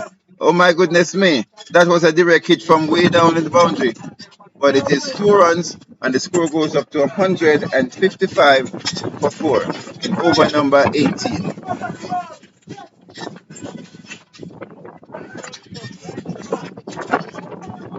Robinson 6, Berger 4. And we can see Williams now.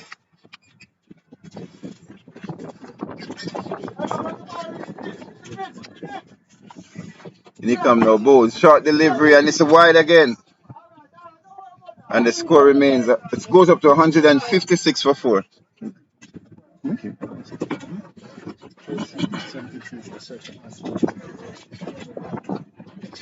So it's 156 for 4 as Williams comes in now, goes to Robinson.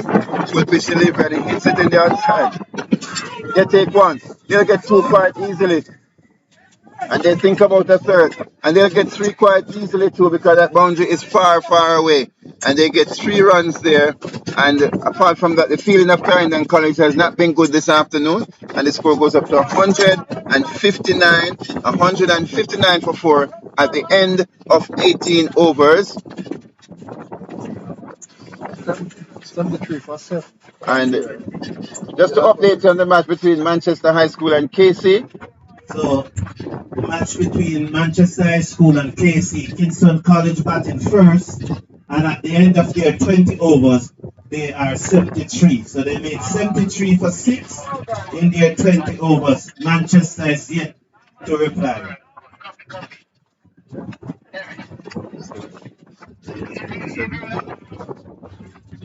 73 for 7. So it's 73 for 7 Kingston College made against Manchester. It's been played at Melbourne. In this match, St. Jago are 159 for 4 after 18 overs. 159 for 4.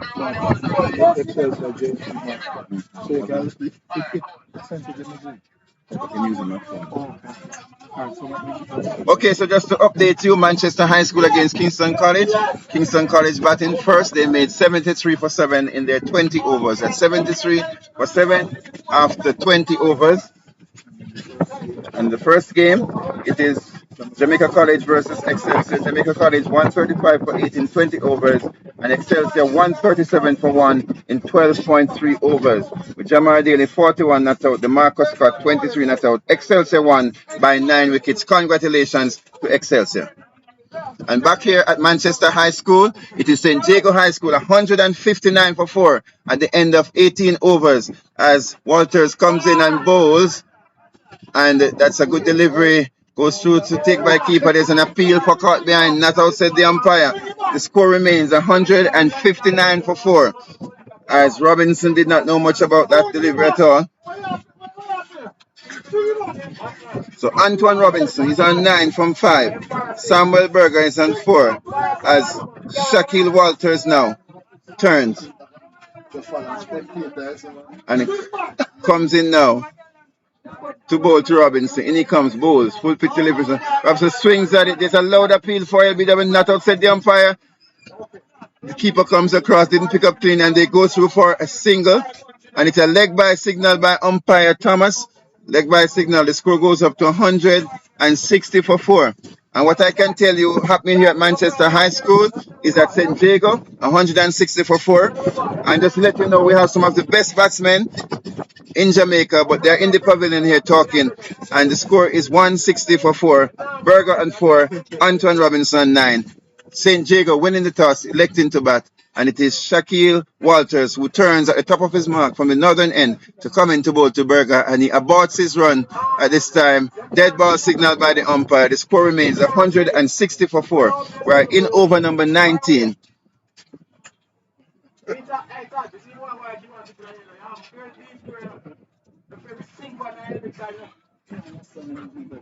As Shaquille Walters goes back to his mark now, trying to concentrate, begin to move in, passes the umpire now, goes to Berger, and he swings at it and he hits it through the outside. They take 1, and they're thinking of a second, but well fielded there.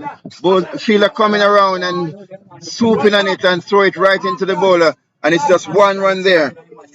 161 for 4. And you could see that Shaquille was contemplating when he was bowling to Berger. If I get him out, will I get to go back to Burger King? So he bowled a softer delivery. But he turns now, and he comes in, begin to ready to bowl to Robinson. As he comes up now, round wicket bowls. And Robinson just hits first on his way down to the fine leg boundary, 4 runs. And that takes the score to 165 for 4. Robinson goes up to 13, 165. It is for 4, 18.4 overs. St. Jago. They are working towards 180. Will they get it? That's 165 for 4, 18.4 overs. Antoine Robinson, 13 from 7 deliveries. Samuel Berger, he's on 5 from 7. And it is Shaquille Walters. Comes in now to bowl to Robinson. Passes the umpire. Bowl, short, and he's on the back. Hits it in the air. The fielder comes around, and they thought of a single, but Berger went back. And the score remains 165 for 4. That was a good delivery there from Walters. And you could see that the batsmen are a bit suspect when the short one is pounded into the pitch. He tried to hook it or to pull it, and it comes off the top half of the bat and just bounces in the air into the onside. As Walters turns now, passes the umpire, bowls, full pitch delivery outside the off stump, hit it into the offside. They take 1. The fielder comes around, misfield, it goes under his hand. They're thinking of a second, but it's backed up by the fielder behind him, and they only get 1. So the score goes up to 166 for 4, and that's the end of over number 19. We have 1 over to go, and just reminding you that St. Jago, they won the toss, elected to bat, and they are 166 for 4. With 1 over to go, just give you a little update on the score so far. Wayne Plummer, he was caught by West, Jujana West of the bowling of Shaquille Walters for 62. Price, the Wayne Price, he was caught by Gale, Shemon Gale of the bowling of Taquan Roberts for 4. Raleigh Thomas, he was caught by Taquan Roberts of the bowling of Barrington Williams for 24. And Vital Laws, he was the captain, he was caught by Jujana West of the bowling of Kyle Jackson for 24. And Samuel Berger, he's not out on 5. As we get ready for the final over. That's the final over of this match.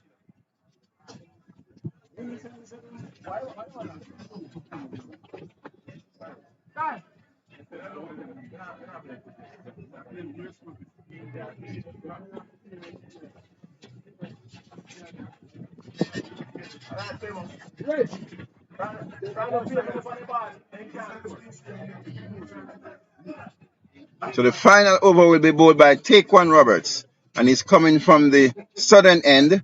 He'll be bowling to Anton Robinson, who's on 14 from 9.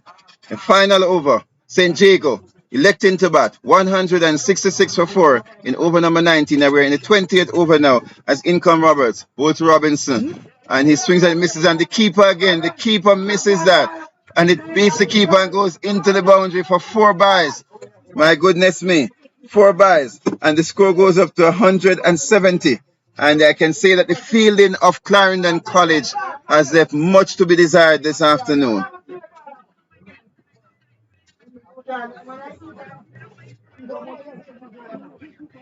So it's 170 for 4 over number 19.1. We're in the final over.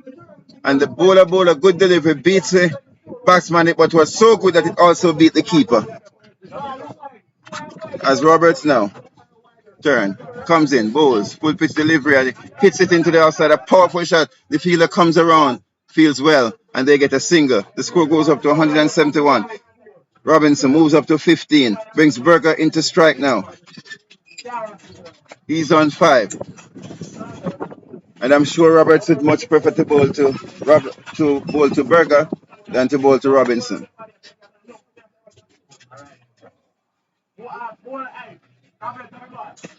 As Roberts now begins to move in, passes the umpire, bowls to Berger on the back foot, and he hits it down the onside. A good shot. Fielder comes around, they take one, they're thinking of a second, but it's well fielded and he throws the ball, hit the stump. And the score goes up to 172 for 4. Just 172 for 4. Just 3 deliveries to go in the final over. And St. Jago will be well pleased in scoring 172 so far with 3 deliveries to go. And Clarendon College will be beating themselves because of the way they fielded today. The fielding has not been good. The keeping has not been good. And they have missed so many chances. And they will have to pay for it when they bat. But let us see what will happen because they have not yet batted. And cricket is a game of glorious uncertainties. As Roberts turn comes in now to bowl to Robinson. He can bowl. So the off stump swings at it, misses it. But again, it happens again. The keeper misses it. And he stops it, half stops it. They were thinking of a single. The keeper recovered and threw it back to the bowler. And of course, the batsman, Berger, the non-striker, he was backing up, but he came back and nothing done. It's a dot ball in the book. And the score remains 172 for 4. As Roberts now comes in to bowl to Robinson. Good delivery, edges it, and it goes down towards the third man boundary, into the boundary now. 4 runs. When luck is on your side, then you can always ride it. That was an educated edge, and it goes into the boundary for 4. 176 for 4. It is St. Jago with just 1 delivery to go. Can anyone guess what the score will be? It's 176 for 4, 19.5 overs. I hear somebody say it's going to be at 880. One says it's going to be 182. But in comes Roberts now, and he bowls short delivery, and he hits it towards the boundary, goes into the boundary, and the person is right. It's 180. 180 for 4 at the end of 20 overs. And those who went to match class can know it's 9 per over. It's 180 for 4, scoring at 9 per over, St. Jago, and they must be well pleased in making 180 for 4. 180 for 4 at the end of 20 overs. Just to recap the score this afternoon, to let you know that we are in our second match, and it is Clarendon College versus St. Jago High School. Clarendon College is, of course, from Chapelton in Clarendon. And St. Jago, yes, you guessed it, they are from St. Catherine. And the score, 180 for 4.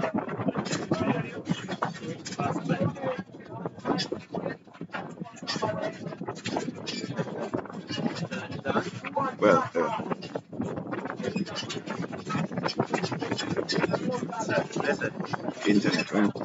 by internet account. You know, just now. But yeah, that's the use the most in the days because the thing, you know, Just that take that sometimes, off. but no, but my Just go phone, back over the high school. by the screen and all that stuff. Oh. So if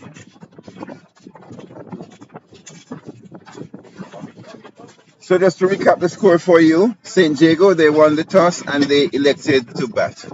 That seemed to have been a very good decision. And just to update you on the batsman, the score is 180 for 4. Wayne Plummer, he was caught by Johnny West of the bowling of Shaquille Walters. He made 62 from 56 deliveries with 10 fours, and he batted for 85 minutes. Dwayne Price, the wicketkeeper, was caught by Jerome Gale of the bowling of Taekwon Roberts for 4. He faced 6 deliveries. He batted for 15 minutes. Raleigh Thomas caught Taekwon Roberts, bowled by Barrington Williams for 24. He faced 21 deliveries. He struck 3 fours. He batted for 30 minutes at a strike rate of 114.29. Vital Laws, he was caught by Dujani West of the bowling of Kyle Jackson for 24. He faced 17 deliveries. He struck 2 fours and 1 six, and he had a rate of 141.18 strike rate. He batted for 24 minutes. Samuel Berger, he was not out for 6 from 8 deliveries, and he's batted for 32 minutes to score 6 runs. And Antoine Robinson not out for 23 from 14 deliveries, and he batted for 18 minutes. Extras: wide 16, no balls 2, leg byes 5, byes 14, a total of 37 extras. 37 extras, and this speaks to the fielding and bowling of Clarendon College. Bowling for Clarendon College: Taekwon Roberts, 4 overs, no maiden, 36 runs, 1 wicket. Shaquille Walters, 4 overs, no maiden, 33 runs, 1 wicket. Jerome Gale, 4 overs, no maiden, 25 runs, no wicket. Barrington Williams, 3 overs, no maiden, 28 runs, 1 wicket. Kyle Jackson, 4 overs, no maiden, 26 runs, 1 wicket. Danjay Lorman, 1 over, 13 runs, no wicket. So, St. Jago winning the toss and elected to bat in the ISSA T20 competition Super 8 here at Manchester High School. St. Jago winning the toss against Clarendon College, electing to bat, made 180 for 4. It means that Clarendon College will need to make 181 in 20 overs in order to win this match. We take a break now as we get ready for the second innings, or the innings to be for Clarendon College to bat. And in the meantime, we're going to take a break, just reminding you that you can tune in to the Cricket Forum, send the link to your friends all around the world, and you can still come on over to Manchester High School to catch the last 20 overs. It's going to be fireworks, because Clarendon College, if they are to have a chance, they will have to bat and bat and bat. And of course, St. Jago will have other ideas. Who is going to win this match? Your guess is as good as mine. But if you want to see it, you're going to stay tuned to the Cricket Forum or come on down to Manchester High School, where we have brilliant sunshine here at this Cricket Lovely Cricket T20 ISSA Super 8 competition, as we take a break now and return you, of course, to none other than the Cricket Forum.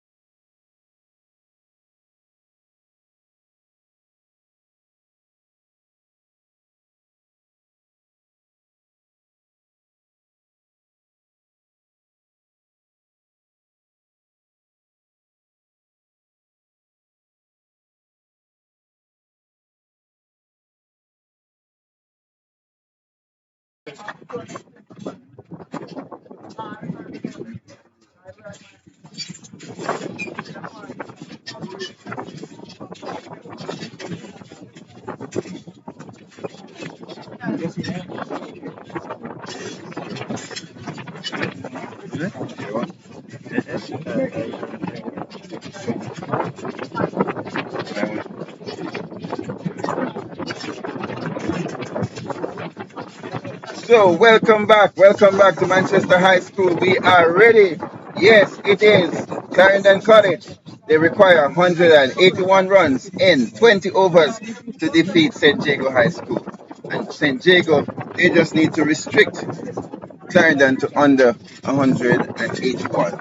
So, it is the openers, Dante Larmond and Taquan Roberts will be opening for Clarendon, and Wayne Plummer will be the bowler that will open for St. Jago. As we're about to get ready now, as Plummer now comes into Larman, that's a full toss, and he hits it in the air down towards the third man boundary, goes into the boundary, 4 runs. And that was almost a no ball because Norman is very short. It's 4 runs and it's a good start for Clarendon. It's 4 without loss, 1 delivery ball so far. And the current run rate is 24.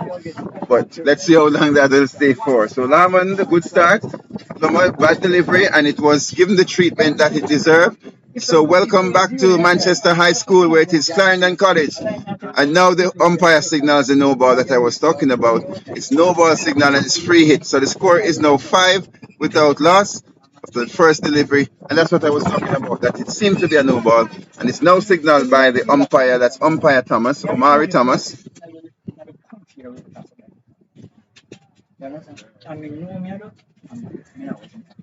So it is Danje Larman to face Wayne Plummer. The score is 5 without loss. Comes now.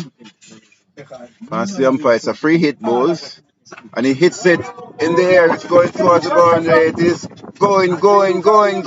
It is gone. And this man here struck it for 6. And the score is 11 without loss. Danje Larman, the little man from Clarendon College, has struck that one powerfully. Look at his size. He's so small. Hey, that one was hit like Chris Gale.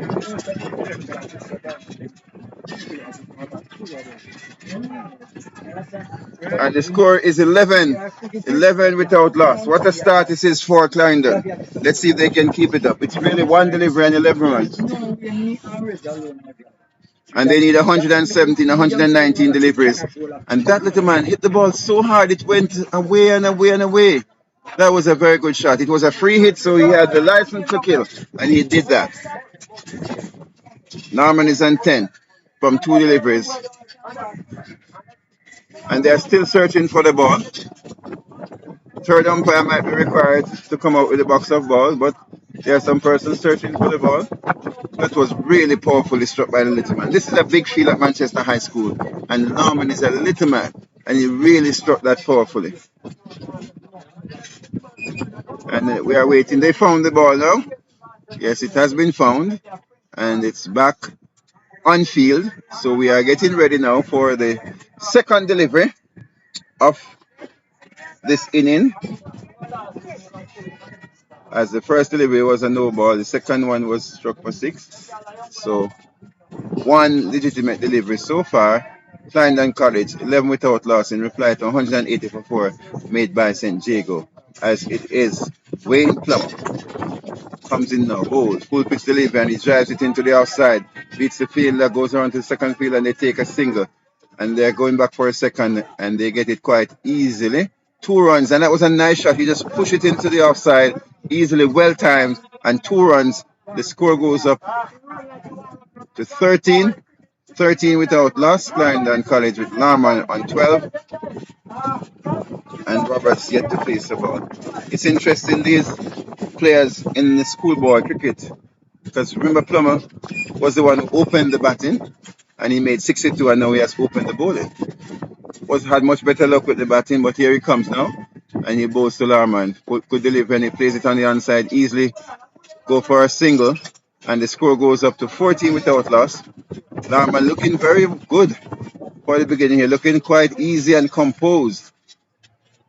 And Clarendon College feeling good after 3 deliveries, 14 without loss in the first over.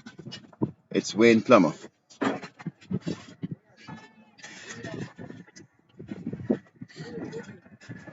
And Taquan Roberts will face his first delivery as Plummer comes in now. Ball to Roberts, full pitch delivery, and he hits it on the inside over the head of the fielder. At square leg, it goes towards the boundary. Take one, and the ball goes into the boundary, beats the fielder now, and goes into the boundary. 4 runs, and this seemed to be a pattern. First delivery that Larman faced, he got 4. First delivery Roberts faced, he got 4. The score goes up to 18 without loss, and the over is not yet finished. 18 without loss, just 4 deliveries. 18 without loss. It's really 5 because one was a no ball, but it's 4 legitimate deliveries here, and Clarendon College, they're off to a flyer. 18 without loss in the first over. The current run rate, believe it or not, is 27. The required rate now is 8.43. Now it's looking not as daunting as it did in the first delivery. As in comes Plummer now, and he bowls to Roberts. And he drives it on the onside. They're thinking of a single, and Larman was down the crease, halfway down the pitch, and he was turned back by Roberts, and the score remains on 18 without loss, with just 1 delivery to go in the first over. 18 without loss.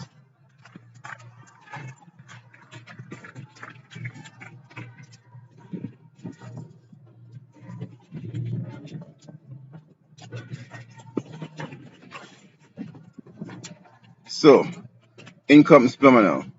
Goes to Roberts. Full pitch delivery. Swings at it. Misses it. Taken by the keeper. There's a stifled appeal. Not outside the umpire. The keeper prolonged his hand in the air. And that's the end of the over. 18 without loss of the first over. The last 2 deliveries were much better than the initial deliveries bowled by Plummer. So the score is 18 without loss. And Clarendon College, they require further 163 runs in 114 deliveries. The required run rate is 8.58. The current run rate is 18. And so far, Dan J. Larman is on 13. Taquan Roberts is on 4 from 3. Larman 13 from 4. Wayne Plummer 1 over, no maiden. 18 runs, no wicket. A good start for Clarendon College. So 18 runs off the first over. Clarendon College 18 without loss after 1 over. They need a further 163 runs. Zero. You put that 0 beside each.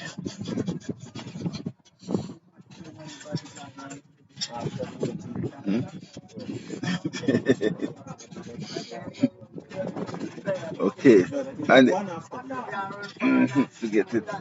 So Raleigh Thomas is the bowler who will be bowling to Dan J. Larman. Raleigh Thomas, spin bowler, comes in, bowls short on the back foot and edges it down towards third man. They take 1. They're moving for the second. The ball is going towards the boundary. The fielder catches up with it now, and they get 2. So the score goes up to 20 without loss. He just dabs it down to third man, and it rolls very close to the boundary, and they were able to get 2 runs. Remember, we're in the power play, so only 2 fielders allowed outside the 30-yard circle, and Clarendon College will have to make the best use of the power play if they are to get anywhere near that 181 that they require to win. I have a feeling that it's going to be 180 at the end of the 20 overs for Clarendon too, and we'll have a super over, I think. But then he comes now, bowls, and he comes forward, pushes it into the offside. It's fielded, there's no run. The score remains 20 without loss. Good delivery there from Thomas, much better so far in this overs. And he comes now, bowls, good delivery, and he hits it down towards long on, and they take a single. The fielder comes across, feels well, and they get a single. Larman moves on to 15, and the score goes up to, well, he moves on to 16, and the score goes up to 21. 21 without loss, Clarendon College. They need 160 runs from 111 deliveries as Taquan Roberts come into strike now. As in comes Thomas, both Roberts, and he's on the back foot, punch it in the offside, and they go through for a quick single. They feel them, he misfields, I can't believe it, and he allowed them to get a second, and the ball goes quite close to the boundary. Is the fielding for St. Jago going to be as rugged as it was for Clarendon College? Let us wait and see, because that should have been 1. As a matter of fact, it was a quick single, and they end up with 2. And that's what happens when you pressure the fielder. You have to pressure the fielders if you want them to make mistakes, and that's what St. Jago did in some instances. There were some times when they did not pressure the fielders, but they could have done it more often because Clarendon was rugged. In he comes now, both on the back foot, hits it off the stump into the outside, and he's halfway down the pitch, and the fielder comes across and shies at the stump, misses it, the keeper misses, and it's backed up on the onside. Nothing done. After all that excitement, it's a dot ball, and the score is 23 without loss. Good over so far from Thomas. Just 5 runs coming off it after 18 from the next over. We still have 2 deliveries to go. So let's wait and see as Thomas turns at the top of his mark. Comes in. Goes Roberts on the back foot to a straight delivery, a straight and full delivery. And he was on the back foot, pushes it back to the bowler. That was a dangerous shot there from Roberts, but he was very lucky. He was able to play it back, and the score is 23 without loss at the end of 2 overs. And that's the end of the over from Malik Thomas. 1 over. And it's 5 runs coming off it after 18 coming off the first over, and a very good comeback here from St. Jago. But Clarendon, they have not lost a wicket, and the score is 23 without loss. The current run rate 11.50, required run rate 8.78. So it is cricket love the cricket here at Manchester High School. And it's a good start so far from Clarendon College, with Larman looking quite good on 16 from 7. Take One, on the other hand, is a little bit more circumspect, playing back to full deliveries, and he was lucky in the previous over. He needs to play on the front foot.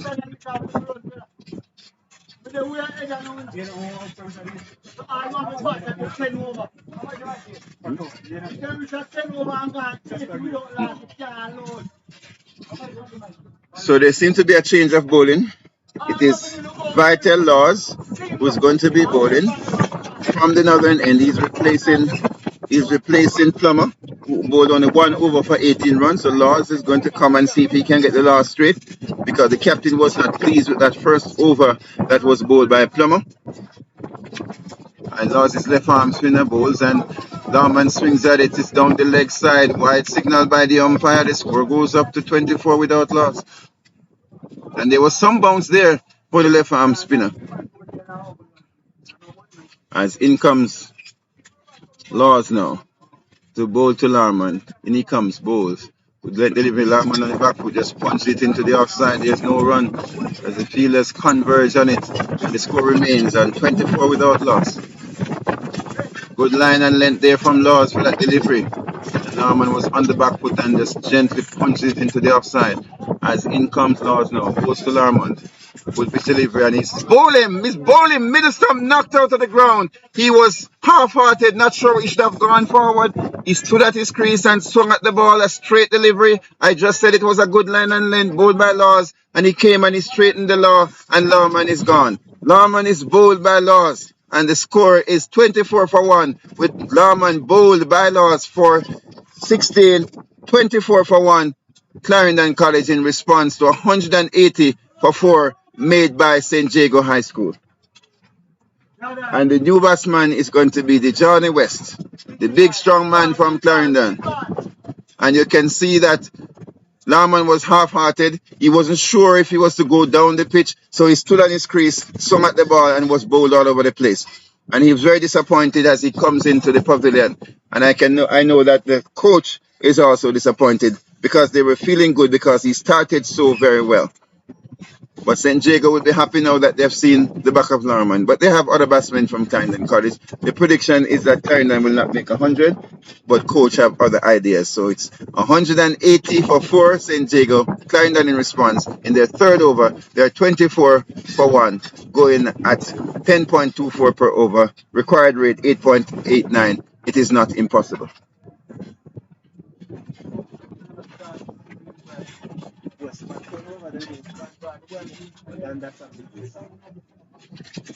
So it's to Johnny West. Known more for his bowling. Did not bowl today, so I'm quite sure he's going to be batting very well.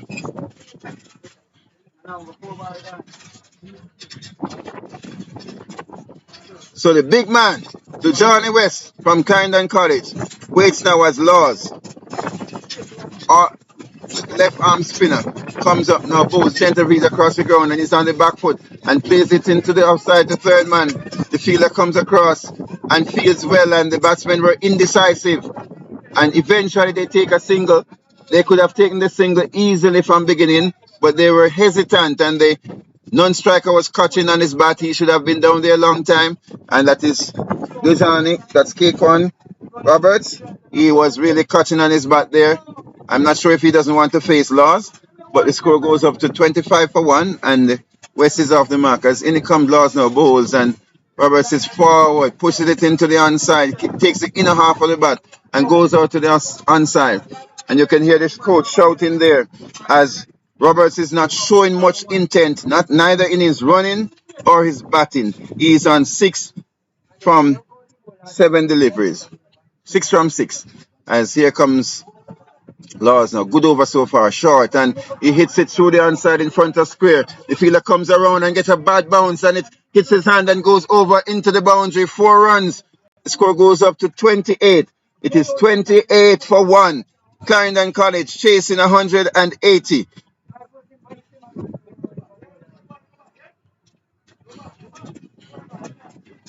So he was on his back foot and hit it in front of square. The fielder came around and it got a bad bounce, and he held the ball into the boundary.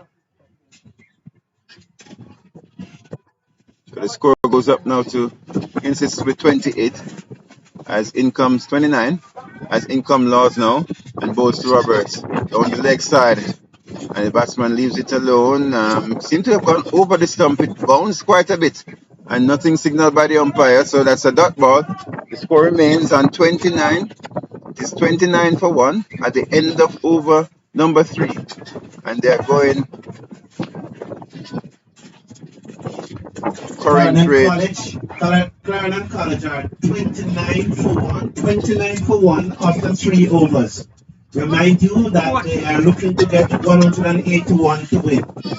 They need 152 in 102 deliveries. 152 more In 100. required in 102 deliveries.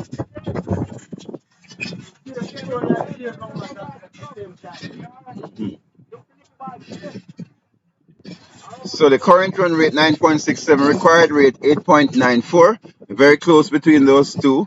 So Clarendon College, if they continue to bat like this and not lose any more wicket, then of course they will do well.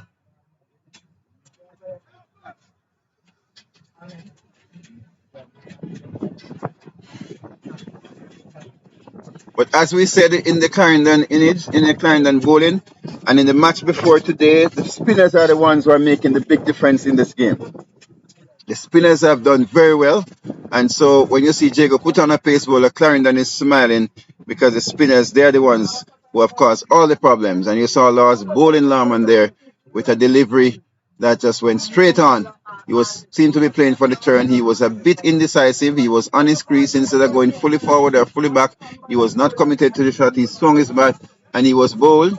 And the score is 29 for 1. Since then, we have Dujani West. He's on 1 from 1. Taquan Roberts is still there. He's on 10 from 9. As West waits now, as Raleigh Thomas comes in now, bowls down the leg side. A wide delivery, wide signal by the umpire.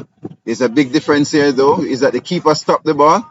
And earlier, when Clarendon was fielding, that probably would have gone for 4 byes. So it's 1 wide instead, and the score goes up to 30 for 1. 3.1 overs, 3 overs really, as it's actually Plummer that's bowling. And he comes bowl, full pitch delivery, and West drives it down the outside, and they get a single. Score goes up to 31 for 1.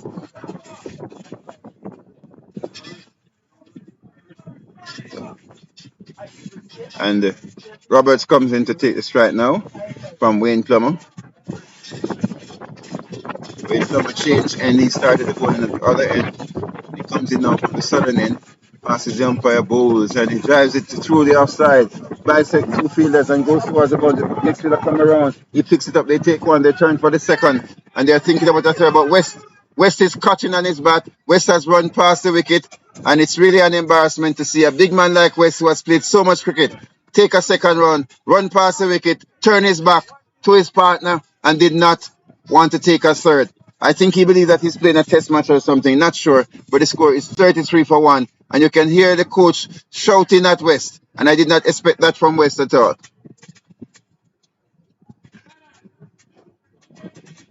And the umpire is now asking the persons to move across, moving from in front of the side screen, as it's affecting the batsman's side.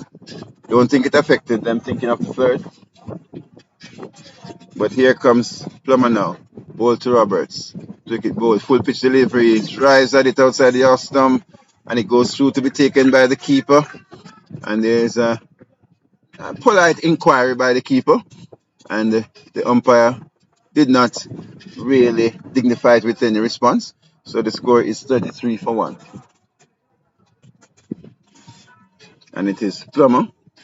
Seems to be one of the big cricketers from Jago, as they depend on him for batting and bowling. As he turns now, past the umpire and bowl to Roberts. Full pitch delivery, and Roberts hits it into the outside, and they go through for a single. And West is still catching on his bat, and he ambles down to the next end lazily, and the score goes up to 34 for 1. And West is a big, strong man. Doesn't want to run, so let's see if he's going to hit the ball. He's only on 2 from 2 deliveries, and so far he has not shown much intent in hitting or anything. He's just standing there, standing and waiting for the bowler to come in. He comes, bowls, and he just strokes it into the outside and take a single. And the score goes up to 35 for 1. I am not 100% sure that West is aware of the situation with the game, because he looks so easy and so nonchalant and casual. But then perhaps that's his way of dealing with pressure. So the score is 35 for 1. They require 146 from 97. The run rate is 9.13. The required rate is 9.03, as those two get closer and closer together. As in comes Plummer now, and he bowls to Roberts, and Roberts swings at it outside the off stump, misses it, passes very close to the off stump, and went through to be taken by the keeper.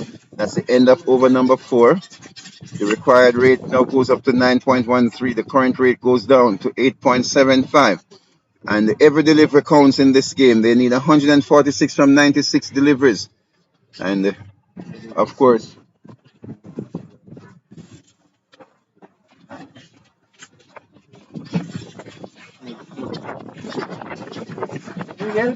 No, it's not.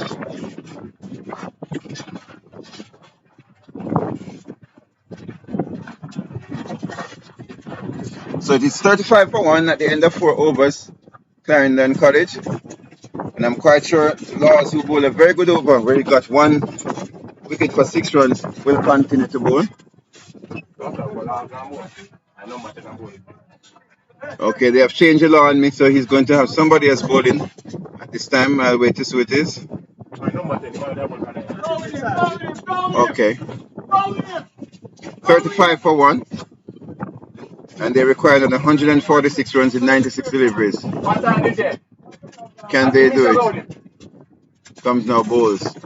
His hand is on the back, punches it out, so the fielder comes around and picks it up, and they get an easy single. It's Raleigh Thomas who's bowling his second over. And the score is 36 for 1. 36 for 1, the score here at Manchester High School. In he comes now, bowls on the back foot, and they push it in the outside, they go for a quick single, and the fielder comes around and the pressure shows. And whenever you pressure these fielders, they are going to misfield. But if you don't pressure them, they will look very good. And the score goes up to 37 for 1. And it brings Johnny West back in strike as Raleigh Thomas in his second over. 1.2 overs, 7 runs, no wickets so far.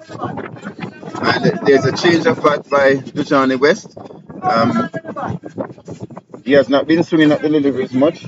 So let me see if this bat is lighter. As here comes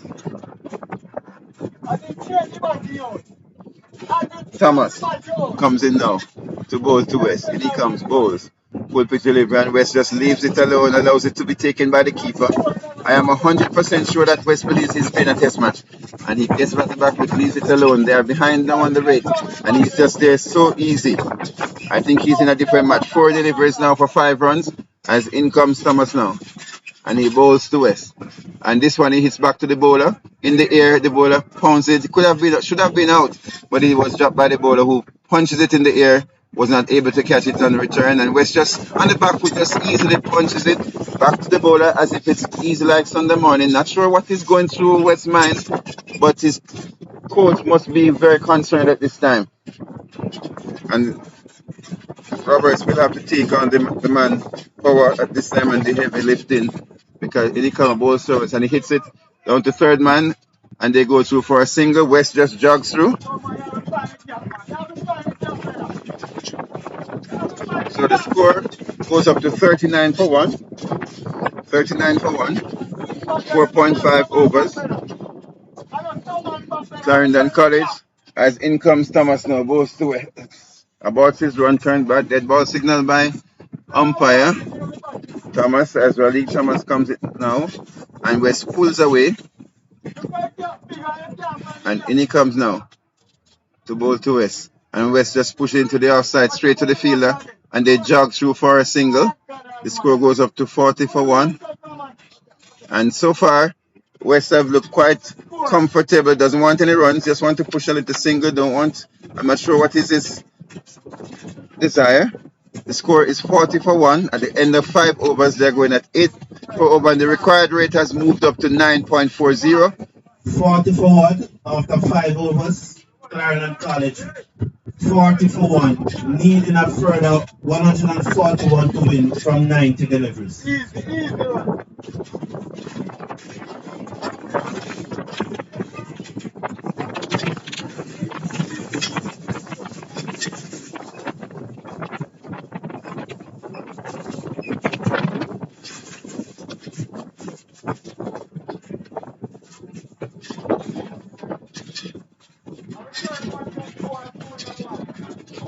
And it's Wayne Plummer who's going to continue from the southern end, and he'll be bowling to Johnny West. West is on 6 from 7 deliveries.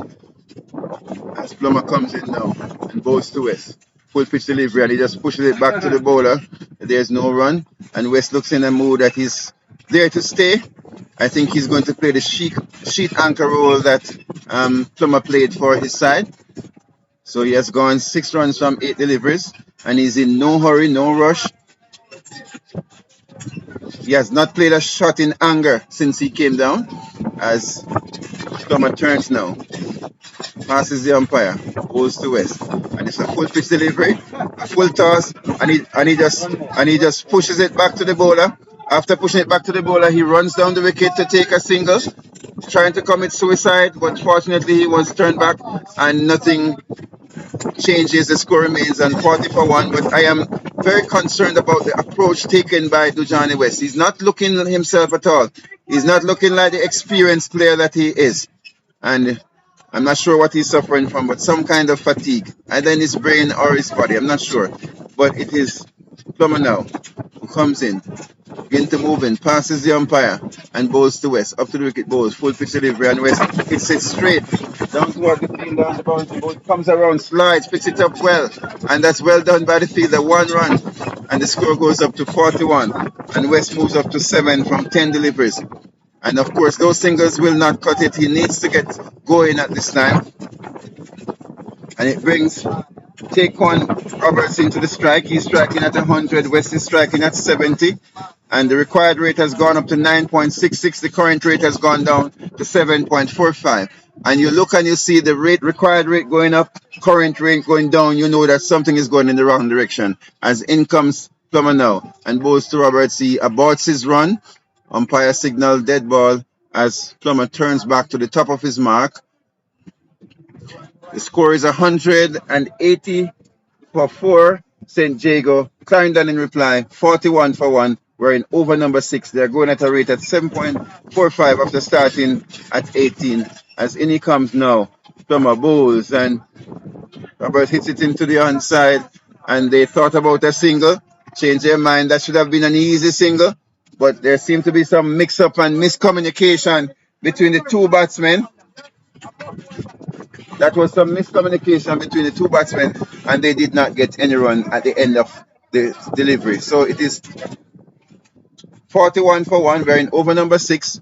And of course, Clarendon College not showing much intent at this time. They're just staying there as in comes Plummer now and goes to Roberts. Full pitch delivery, and he flicks it on the outside. Nice shot, and he gets a single.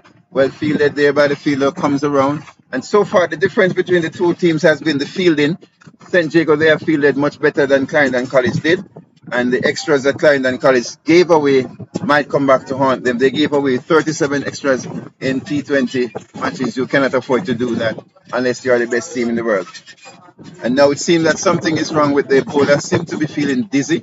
He was the one who batted out almost all the innings, and he's looking a little bit dizzy right now, not getting attention from anybody. So he gets ready now and begin to move into the big man, the Johnny West, as in comes from now, bowls to West, and you can see that's a no. It's a very high delivery, slow delivery.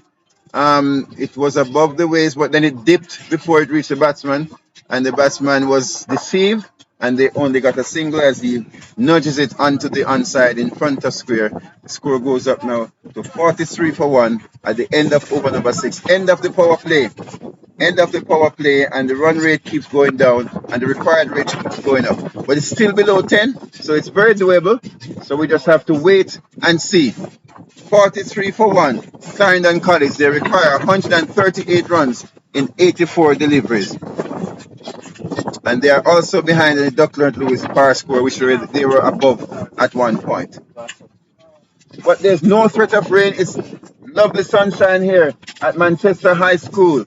And we are asking you, we are inviting you to come on and watch some good cricket as we see a little crowd across the driveway of Manchester High School. There are a few spectators there. About 25 spectators there, between 20 and 25. And the score is 43 for 1 as big man, the Johnny West, gets ready to face. And this is going to be over number 7. I said end of the power play. So the St. Jago can now press the advantage, put more persons on the boundary to make it more difficult for Clarendon, who did not make the best use of the power play. I don't think they understood what it meant. It's Robinson now comes in and goes to West.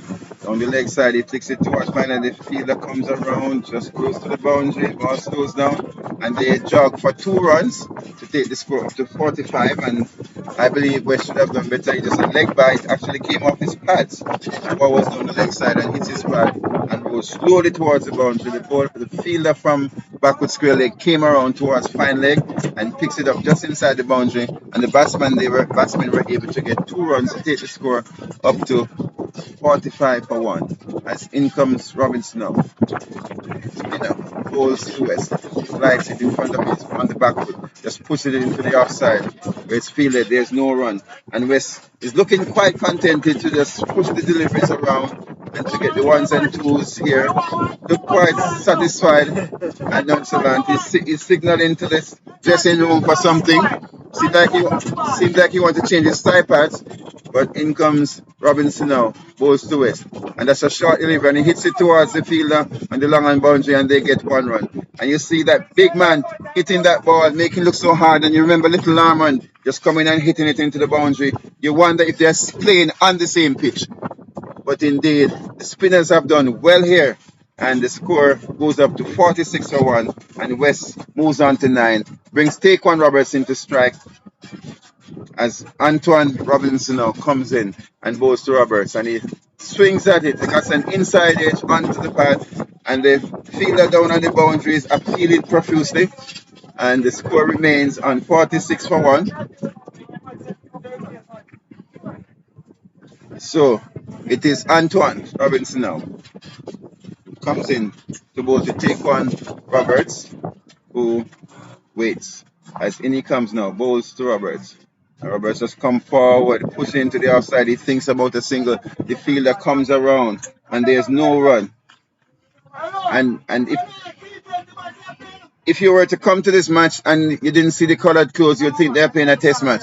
But it's actually T20 action here at Manchester High School, as it is Antoine Robinson now who comes in to bowl to Taquan Roberts, and he down the leg side swings at it, hits into his body, run towards backward square. They get a single, and the score goes up to 47 for 1 at the end of over number 7. The current rate has gone down to 6.73, and the required rate has moved up to 10.25. So it is Clarendon College in response to 180 for 4 made in 20 overs by St. Jago. They are 46 for 1 46 for 1 at the end of 7 overs, and they require a further 135 runs in 79 deliveries. Clarendon College 46 for 1 after 7 overs, 46 for 1, requiring a further 135 runs.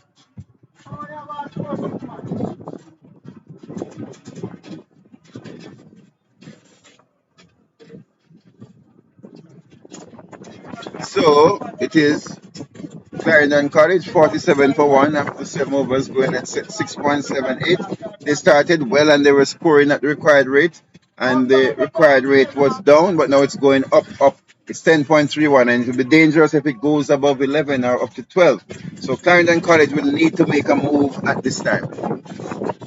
But St. Jago have other idea.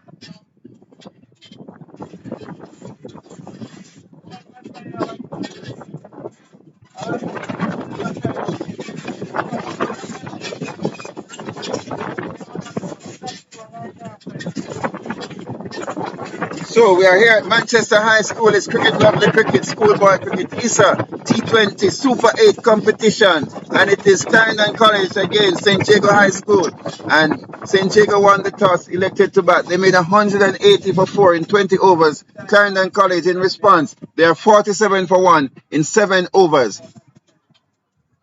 As it's Omar Palmer, who left arm pace bowler, comes in now, bowls to Walters, and he hits it. And he hits it into the offside, and they get a single. The score goes up to 48. So it's a left-handed Omar Palmer bowling from the southern end, and he'll be bowling now to Dujani West, who is on 9 from 14 deliveries, and West is scoring at a rate of 64.29, and that wouldn't be too bad for Test cricket. Even Test cricket might be challenging, but here comes Palmer now, bowls to West, short, and he hits it towards square leg, and he makes it look so difficult. He put everything in it, and it just rolls towards the fielder, and they get a single. And the timing of West has been really off, and you can see that West is struggling this afternoon. And the score goes up to 49 for 1. West has really been struggling. He's scoring at 66.67, and Roberts is at 85. All of them below 100. As in come now bowls, and he hits it powerfully back towards the ball. It goes down towards long off. Fielder comes around, fields, and they only get a single. And Clarendon College need to realize that singles are not going to help them to win this match. They need to start getting some boundaries each over, 1 or 2 boundaries per over to get them close to the score. They need 131 in 75 deliveries. Required rate gone up to 10.48 as in comes from a bullet West, wide outside the off stump, and the umpire will signal wide now, and it's now signaled by umpire Hall, and the score goes up to 50. 50 for 1, 50 coming in 7.4 overs at a rate of 6.52 per over. The required rate goes up to 10.62. And anyone can just put in the chat who you think is going to win next Okay. As in comes was down the leg side, nicely taken by the keeper. Wide signal by the umpire. The score goes up to 52 for 1. And Dujani West now scoring at 66.67. He's on 10 from 15 deliveries. And if even scoring at a runner ball, it would have made a difference. Even a runner ball would have made a difference because he would be on 15. But it is Palmer now. Left arm, medium pace. Comes in now, goes to West. Short, and West is on the back foot. Hits it powerful in the outside. The fielder comes around and does very well and stops it, and they only get a single. And the score goes up to 53 for 1.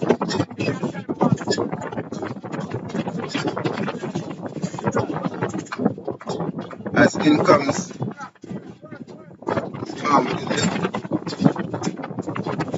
left arm pace bowler Omar Palmer. Take one Roberts, who's on 19. He comes on the bowls. From hits it in the air, two fielders coming around. Will he get it? He takes it. That's a magnificent catch there. My goodness me, he came forward, he dived forward, might have hurt himself. But that is a magnificent catch. And that's the end of take one. Roberts caught in front of square, down on the boundary. He's gone. He was trying to get on with the score because they were way behind the rate. And he said, I'm going to step up to the plate. But that was a magnificent catch. He did not hit it well. And he's gone. And the score is 53 for 2. With Take-On Roberts gone for 19 from 23 deliveries.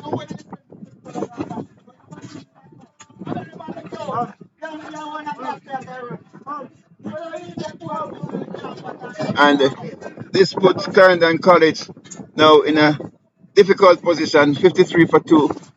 With the only batsman who looked like he was going to, two batsmen who looked like they could have done something, both of them gone. And I told you earlier that the difference between these two teams is really the fielding.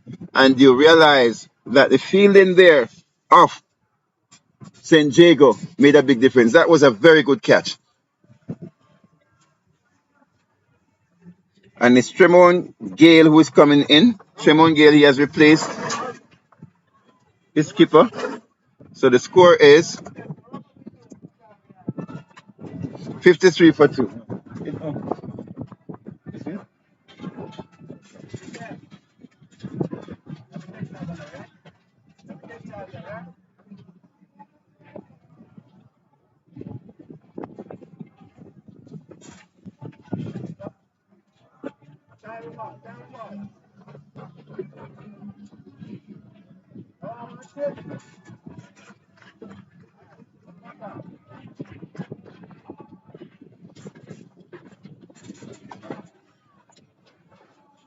So the new batsman is Jerome Gale. And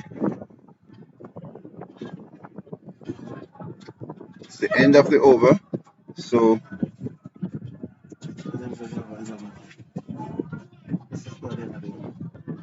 it's 53 for 2.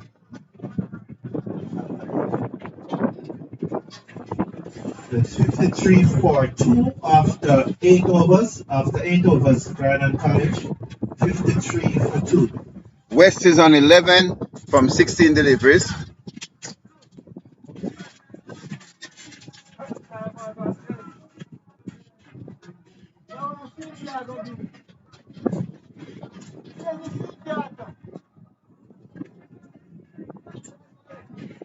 All right, West has looked uncomfortable from the beginning from the time he went out there. He's on 11 from 16 deliveries. He has changed bat. He got rid of his stipend, and now I'm not sure what he wants to get rid of now, but he's still there, and he's on 11, and he knows that you can only score runs when you're on the pitch there. So he's staying there.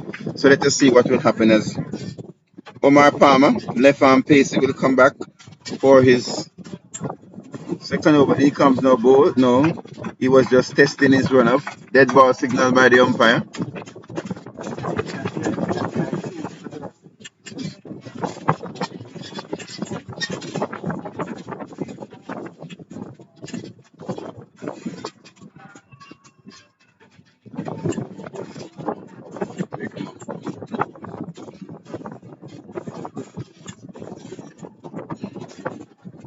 As in it comes now, ball short delivery, and it hits over the offside, going towards the boundary. Fielder coming around, he will not catch it. That was a nice cut. It goes into the boundary. 4 runs.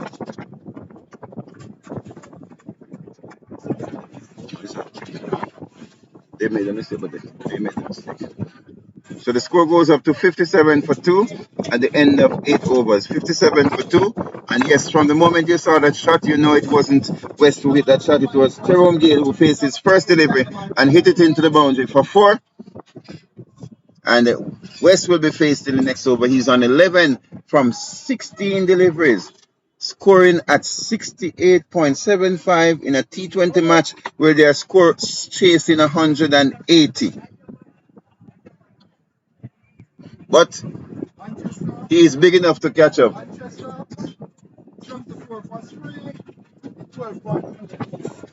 Okay, so Manchester defeated KC. They made 74 for 3. in 12.2 overs, 74 for 3 in 12.2 overs, Manchester High School in response to 73 for 7 made by Casey in their 20 overs. Congratulations to Manchester High School and to Excelsior who won their match earlier. And in our match here, Taki was defeated by St. Elizabeth Technical High School, and now it is St. Jago against Clarendon College. St. Jago 180 for 4, and Clarendon College in response, they are 57 for 2 from 8 overs. As in he comes now and bowls to West, and he hits it down to the fielder who may have messed up it. He puts his 2 feet to try and stop the ball instead of trying to catch it, and it goes into the boundary for 4. And that's one of the first blemishes, or the biggest blemish by the St. Jago team so far. Defeated Kingston College by 7 wickets, winning in the 13th over. They made 74 for 3 in reply to Kingston College 73 for 7 of their 20 overs. Manchester High School winning by 7 wickets against Kingston College. So 61 for 2 now. It goes up to 62 for 2. And West has stepped it up a little bit. He has gone up to 16. Hitting a 4 there. He was saved by the fielder. Could have been out, but he's lucky. And I think that he has been scratching around, and I think he's going to improve. And today might just be the day for Dujani West to come good. Let us wait and see, as it is Tyrone Gale who will now face Antoine Robinson coming from the northern end. As Robinson comes in now and bowls to Gale, full pitch delivery, and Gale pushes it in the offside straight to the fielder. They think about a single, but it's not there, and the score remains on 62 for 2. And I think that Clarendon College don't want to lose any more wicket to the 10th over, and then they'll regroup as in he comes now bowls, and he pushes forward, beaten outside the off stump, taken by the keeper. Is a stifled appeal from the keeper and the bowler. Say, how is that? Not outside the umpire. The score remains 62 for 2 as in comes Robinson now. Bowls to Gale. In he comes Bowl, and the back foot plays it down towards fine leg. They take 1. They're thinking of a second as the ball comes towards the boundary. They'll get 2 easily. And that's an easy 2 to take the score up to 64 for 2. 64 for 2. And they need 117 runs in 68 deliveries.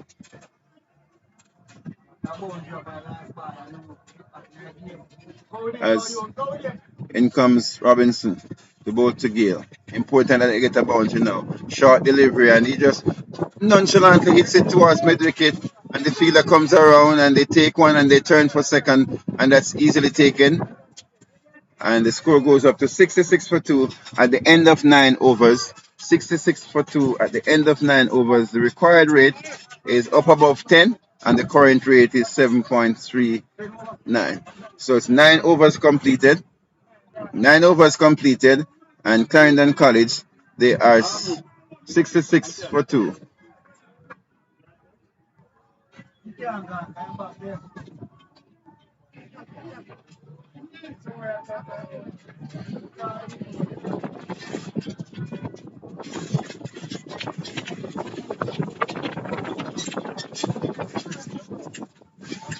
$66 for 2 at the end of 9 overs. Current rate 7.33. Clarendon College 66 for 2 after 9.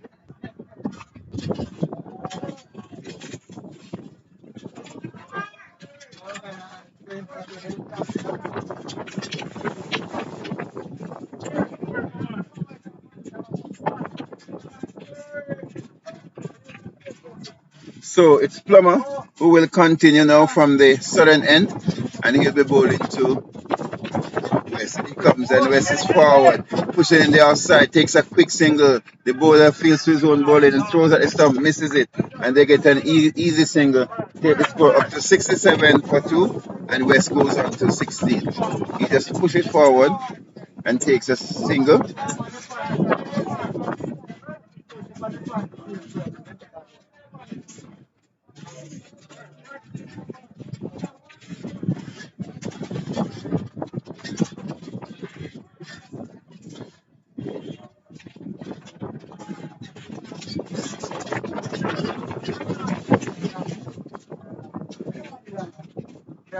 Plummer now who comes in to bowl to Gale. He comes, bowls. Gale on the back foot. plays it towards point. Beats the fielder who comes around and chases it. You can't catch that delivery when it goes for the boundary like that. He goes into the boundary 4 runs. That was a lovely shot there by Tremont Gale. He moves on to 12. The score goes up to 70 for 2.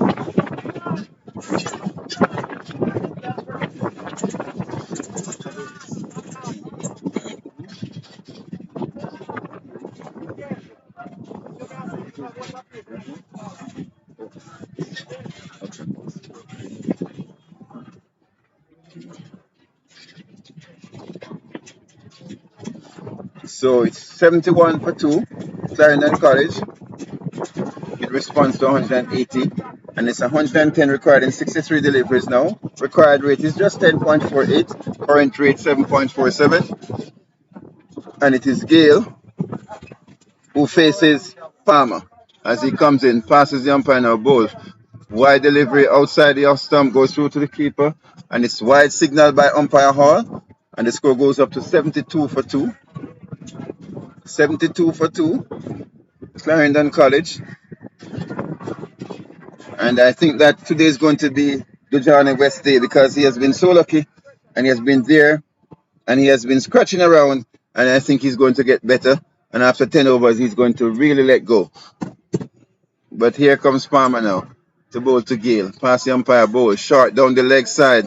Gale leave it alone. It's a wide. They take one. They should get a second.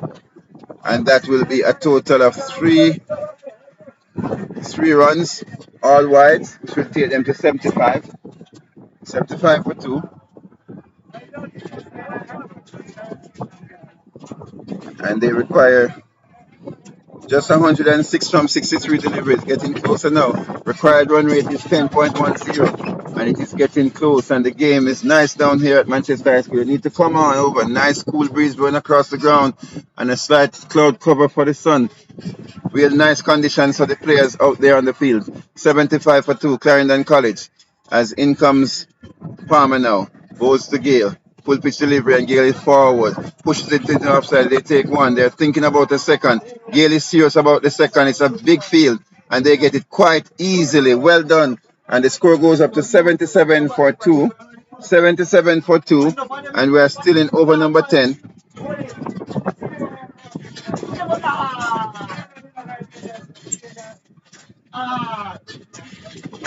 So you can see Laws talking to Palmer there as in comes Palmer now up to the wicket and he aborts his run there. Well, he didn't bowl the delivery, ran down halfway the pitch and turned back. He didn't bowl the delivery, so that's a dead ball signal by the umpire. That's umpire Hall, and the score remains on 77 for 2. 9.4 overs. Current run rate 7.97. Required run rate still within reach 10.06. The last 10 overs of this match is going to be very interesting. As in comes Palmer now. Bowls to Gale. Short and he's on the back foot. Punched it in the offside towards backward point. They take one. They're thinking of a second. They will get it quite easily. And the score goes up to 79. 79 for 2.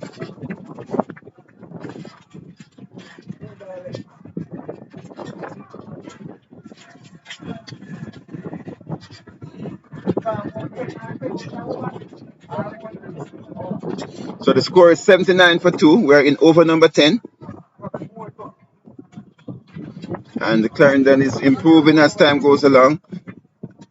As in comes Palmer, bowls to Gale. Down the leg side, he swings at it. The keeper half stop it, they take one. They're thinking about a second, but they change their mind as they will naturally get a second because it's a leg bye, so just one run. The score goes up to 80. 80 for 2.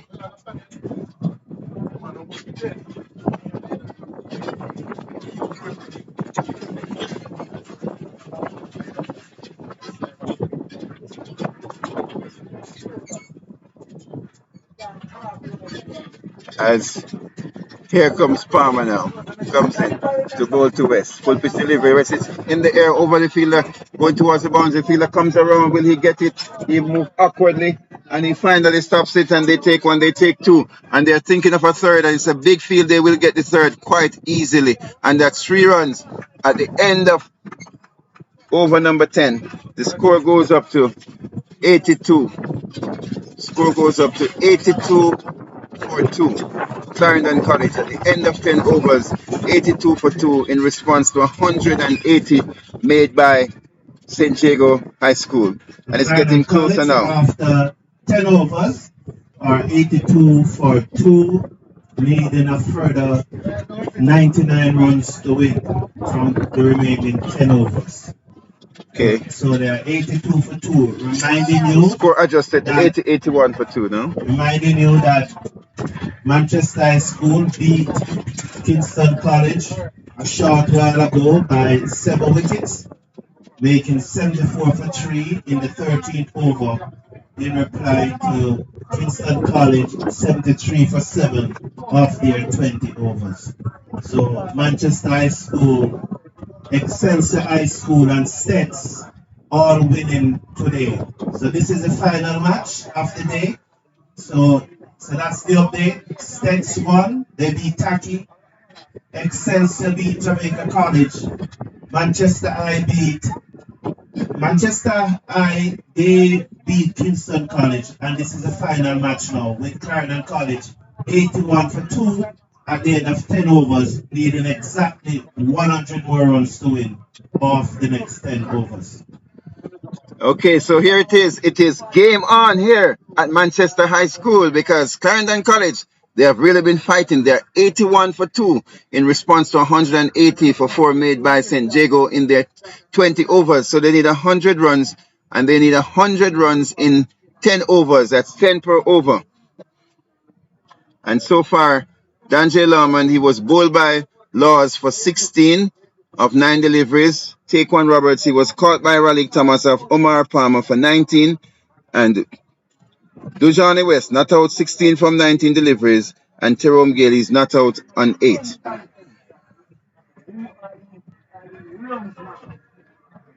And bowling so far for Clarendon, for St. Jago, Wayne Palmer, none for 27 from 3 overs. Raleigh Thomas, none for 10 from 2 overs. Vital Laws, 1 for 6 from 1 over. I think they're saving him for later. Antoine Robinson, not for 11 from 2 overs. And Omar Palmer, 1 for 26 from 2 overs. And it's actually 83 for 2. 83 for 2 at the end of 10 overs. And Clarendon College, they need 98 runs from 60 deliveries. It is game on, ladies and gentlemen, as we take a break here at Manchester High School at the end of 10 overs.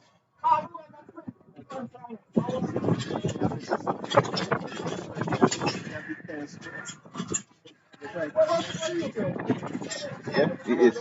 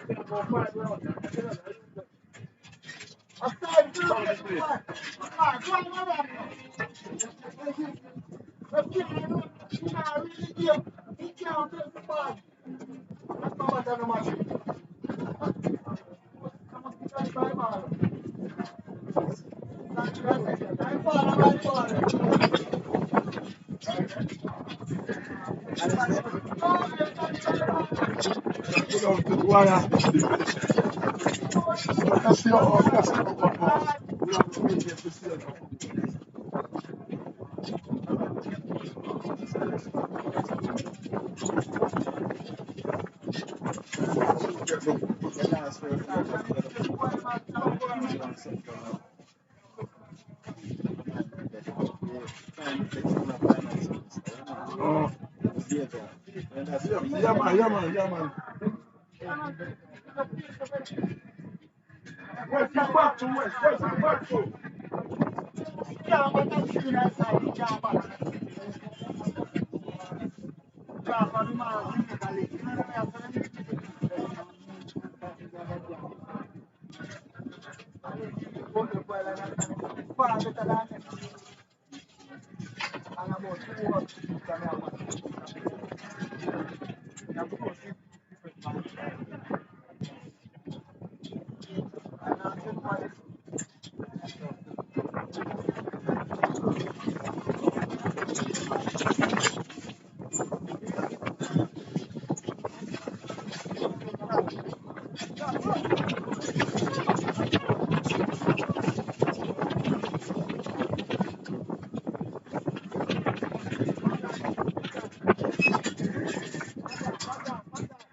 yeah, man, bring it back, man. Bring it back. Bring it back, brother. Bring it back, you gotta do one again.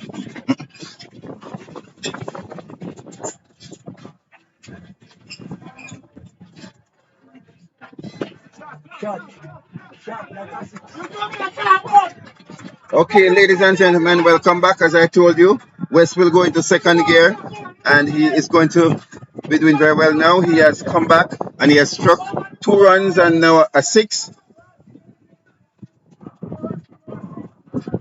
and that is 6 runs. The score goes up to 91 for 2.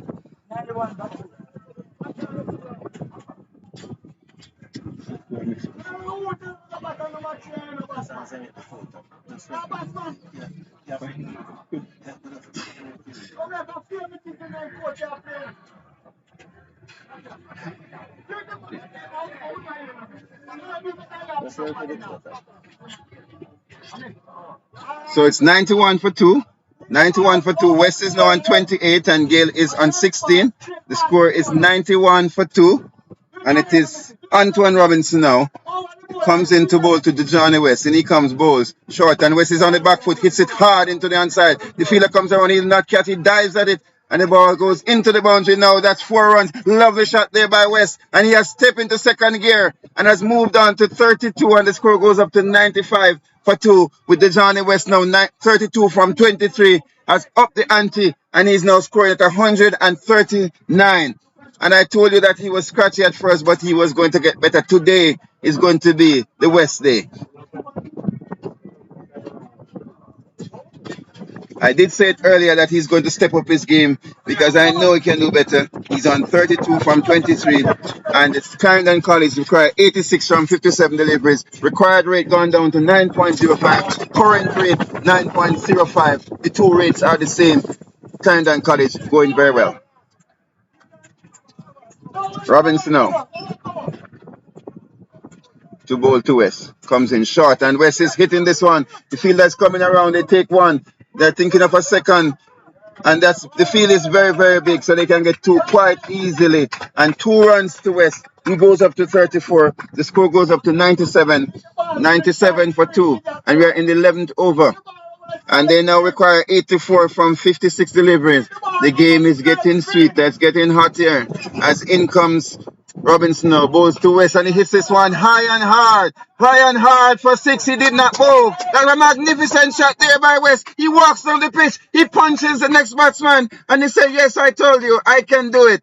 And the score now goes up to 103. The 100 is up for Clarendon College. 103 for 2. They need 78 in 55 deliveries. And Johnny West is on fire. He's on 40 from 25. And he has moved from a rate of 66.3 to 160 now. And he has really upped the ante. And he's making use of his over. Robinson now comes in, goes to a short down the leg side. He swings at it, misses. It's a wide signal by the umpire. And the score goes up to 104 for 2. And now you can hear the Clarendon College crowd. And they are making noise now. And the dressing room is getting happier as St. Jago is getting sadder.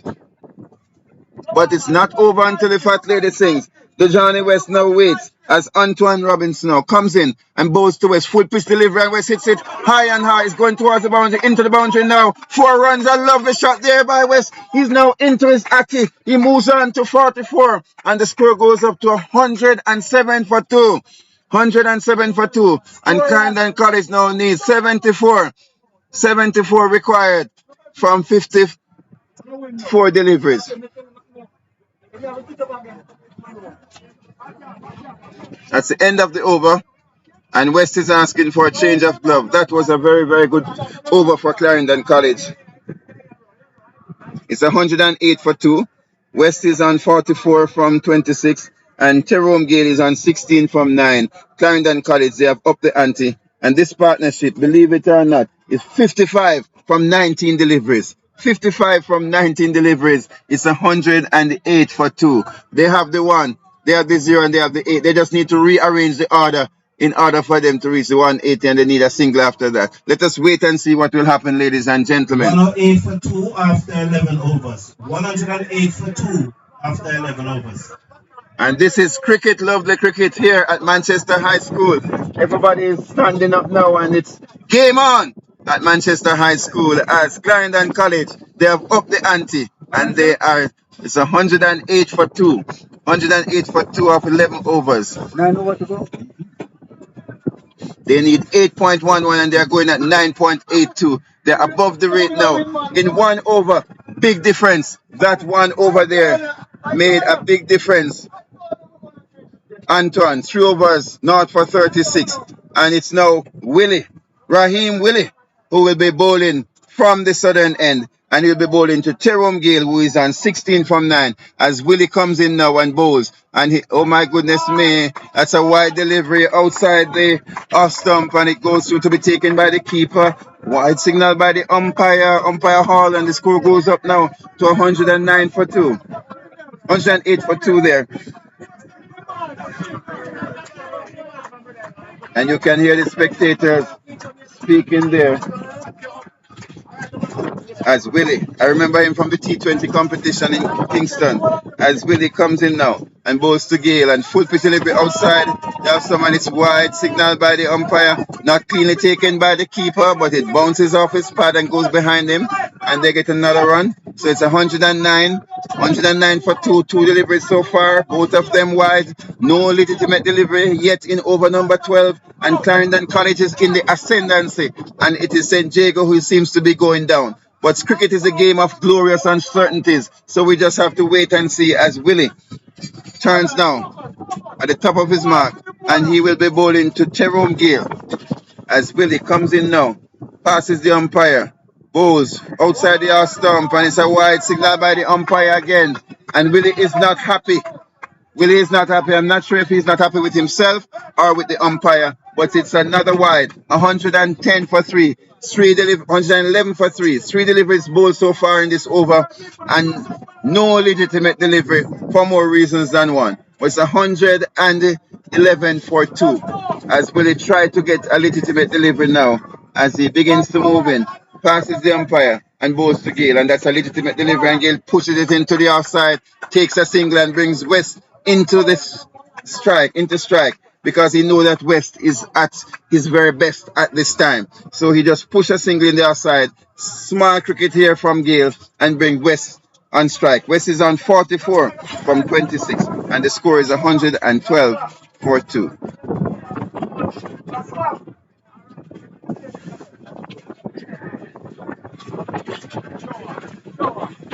As here comes Willie now. Comes in to bowl to West, and West hits it to the offside. The fielder comes around, they take one, they turn for the second. The fielder comes around, he fumbles. They might think of a third, but I think West want to take the strike, so they get 2. They could have taken a third, but keep West on strike. West moves up to 46. My man, what a game of cricket this is. Cricket is such a game of glorious uncertainties. At one time we thought Clarendon they were down and out, but no. Here it is. They are now 114 for 2 as Willie comes in now and bowls to West and hits it.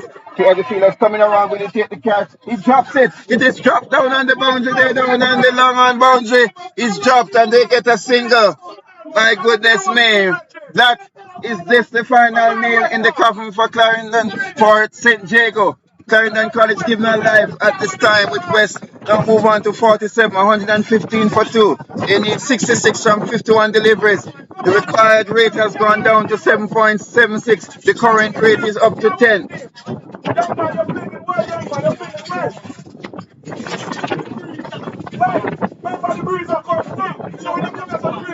So it is Tyrone Gale who is face Willie. Raheem Willie comes in, goes to Gale. Down the leg side, he pushes it onto the onside square on the onside. He takes a single. The keeper runs around, picks it up at forward square, and they get a single. And the score goes up to 116 for 2. Current rate 9.94, required rate 7.80. And Clarendon College just need to play normal cricket now, and they would be on a canter. No need to take any chances again. But we are in over number 12. As here is Willie. Comes in now, bowls to West. And West just push it into the outside and goes through for an easy single. And he moves on to 48. The score goes up to 117 for 2.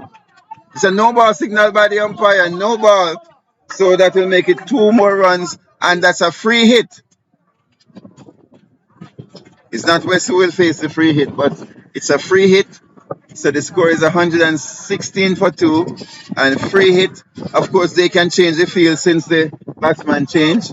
And it is Raheem bowling the longest over of his life. Comes in, past the umpire, bowls to Gale. Outside the off stump, Gale swings at it. Misses, no ball again, signal by the umpire. It's another no ball. It's another free hit. And, of course, Tyrone Gale gets a second chance to give a first impression. Not many times you get a second chance to give a first impression, but he has another free hit on 18, and Willie is having the longest overs of his life today. And I say the longest over of his life. I did not say he's bowling the longest over of his life. I say he's having the longest over of his life. And West walked down to talk to Gale, as here comes Willie now. It's a free hit as Willie comes up now and bowls first. And he swings at it and misses, and it's a wide this time, signaled by the umpire. My goodness me. Willie, I am not sure what is happening here, but he is having a torrid time. It's 119 for 2. 119 for 2, Clarendon College. They need 61 runs now from 50 deliveries. 61 runs from 50 deliveries. It has been really a big fight here by Clarendon College. They require 7.32 per over. In the last 5 overs, they have scored 74 runs for 1 wicket at 14 over 14 for over. They come now, hit it, and it goes between the 2 fielders. It goes towards the boundary, and the fielder gives up the chase now, and it's fielded by the coach from St. Jago. And you can know what is happening when you see that. My goodness me. And Clarendon College, they're in the ascendancy. They need 57 from 49 deliveries. It's 124. 124 for 2. 124 for 2. Clarendon College. Jerome Gale, he's on 22. Johnny West, he's on 48. Remember, he started so scratchily and he was dropped at some point, but now he's looking good. As Tyrone Gale waits, as Raheem Willie comes in, bold, full pitch delivery, he drives it in the outside, and they go through for an easy single, which will allow Gale to keep the strike. The score goes up to 125 for 2. At the end of 12 overs, Clarendon College, in response to 180 for 4 made by St. Jago in 20 overs, they are 125 for 2 at the end of 12, going at a rate of 10.42, and the required rate now is 7 per over. At the end of over number 12, needing a further 56 runs to win from 48 deliveries. 125 for 2. And they just require 7 per over, and that should be a count. And they can just play normal cricket now, Clarendon College, because West did the heavy hitting in the middle there. He was striking at 66, and now he's striking at 165. And I can see that the coach of Clarendon College, okay, Mr. Stewart, is looking very happy at this time and feeling much better than he was earlier. And I can see the coach from St. Jago having a different look from what he had earlier. Ladies and gentlemen, cricket, the game of glorious uncertainties. You can find and tell me of another game that is as great as cricket. Love the cricket.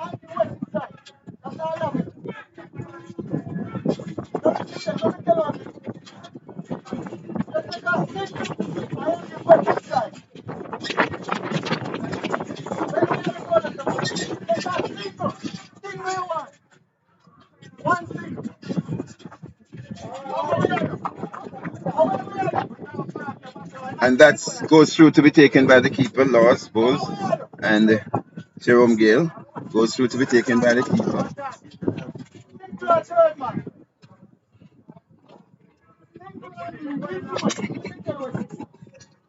In comes Laws now, Bowles, and Gale just pushes it into the outside, and they go through for a quick single, and the score goes up to 126 for 2. And I think that St. Jago missed a trick here when they waited so long. Laws Bowl 1 over, 1 for 6, and St. Jago waited until the 13th over to bring him back. And I think that's an error on the part of St. Jago that they will have to pay for dearly. As Laws comes now, he's coming at the time when West is now in his Aki, and it's a different thing from when he was unsettled. And I think that was a big mistake made by St. Jago. But here comes Laws now, comes in to Bowles to West, good delivery, and West comes forward, it edges it into the offside, and they get a quick single. And the score goes up to 127 now for 2.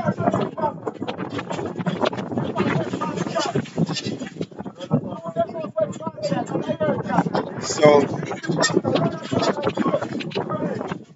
126 for 2, Clarendon College, and it is Jerome Gale, and they call him Pastor, and he's planning to baptize Laws at this time, but it's Jerome Gale waits now as he comes in. Well, and that's a delivery outside the house stump.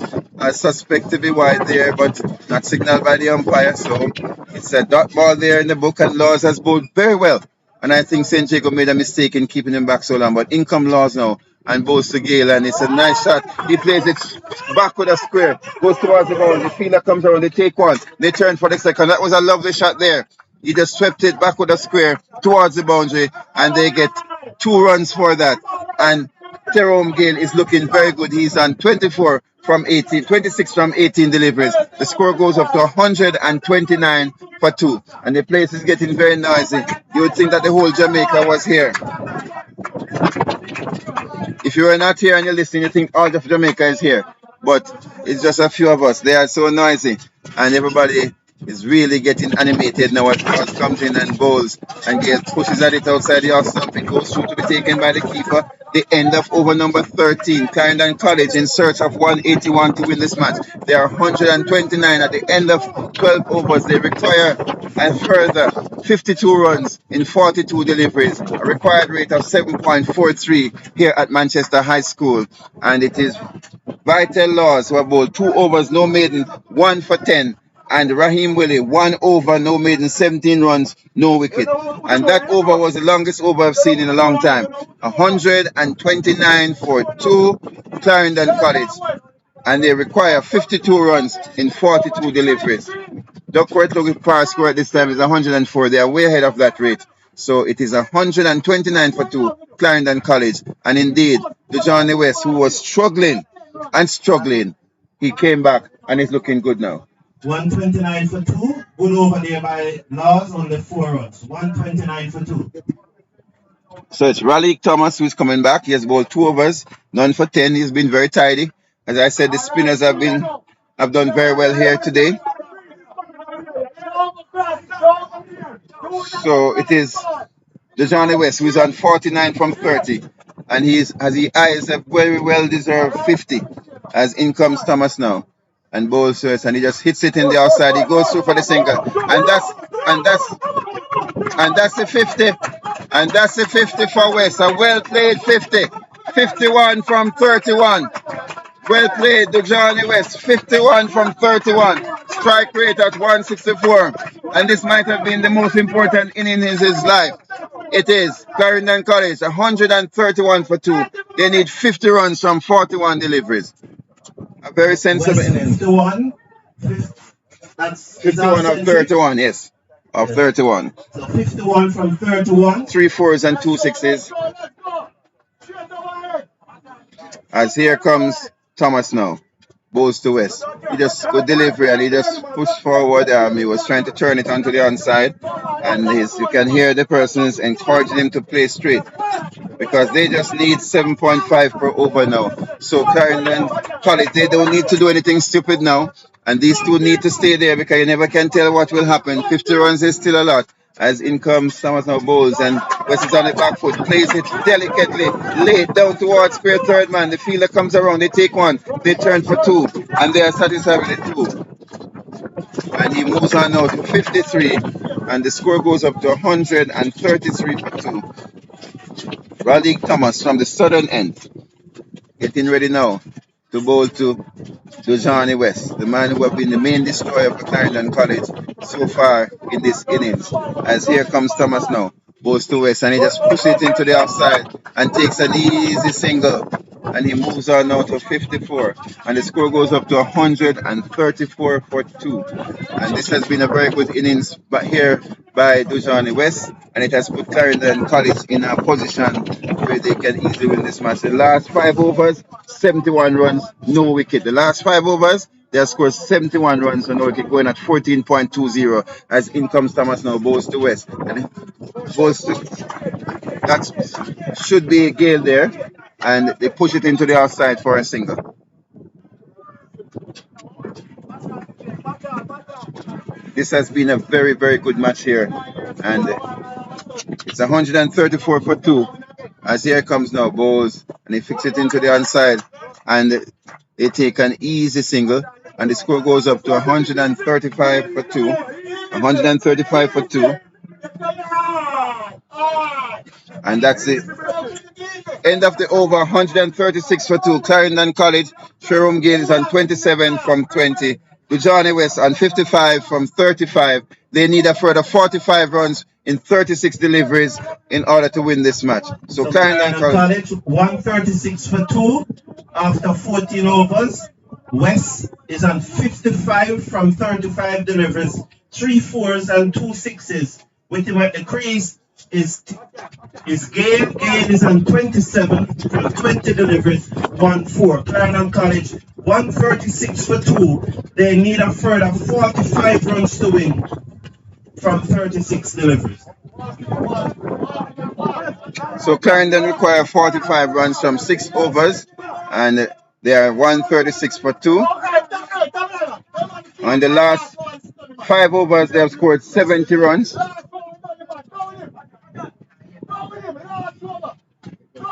As here comes Laws now and bowls, and West is forward, beaten outside the off stump, some bounce there from Laws, and it goes through to be taken by the keeper. And as I said earlier, that St. Jago missed a trick when they kept Laws back to so late. But let us see what will happen as West gets ready now. As Laws, because the bowler so far comes in, flips some hand to hand. Comes in now, Laws. Comes in now to bowl to West. In he comes, bowls. Short, and West swings at it and misses. No ball signal. No ball signal by the umpire. No ball signal by the umpire. And it's a free hit. And the score goes up to 137 for 2.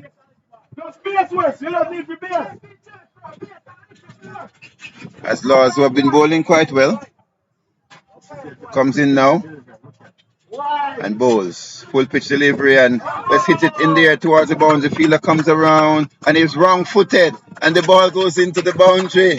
4 runs from the free hit, 141 for 2. West goes up to 59. And Clarendon College, they are looking very good now, 141. And they just need 40 runs in 34 deliveries. They just need 40 runs in 34 deliveries. They don't need to try anything foolish at this time. It's 141 for 2. Clarendon College. As here comes Laws now. Begins to move in. Past the umpire, balls to West. Good delivery, and West pushes at it, and that ball bounces and goes through to be taken by the keeper. Good delivery there from Laws. He has bowled well so far. 1 for 15, 2.3 overs. As Laws tosses the ball from hand to hand, comes in now. Begins to move in. Left arm spinner, bowls. Full pitch delivery, and West hit it down the outside towards the fielder at long off, and He fumbles and he fumbles. And my goodness me, that is sloppy. That is very sloppy from St. Jago. And the pressure is now getting to them, just like it did to Clarendon earlier today. The pressure is getting to St. Jago, and that was a simple stop. And the fielder allowed it to go through his leg and into the boundary for 4. The score goes up to 145. Clarendon College needs 36 runs from 32 deliveries.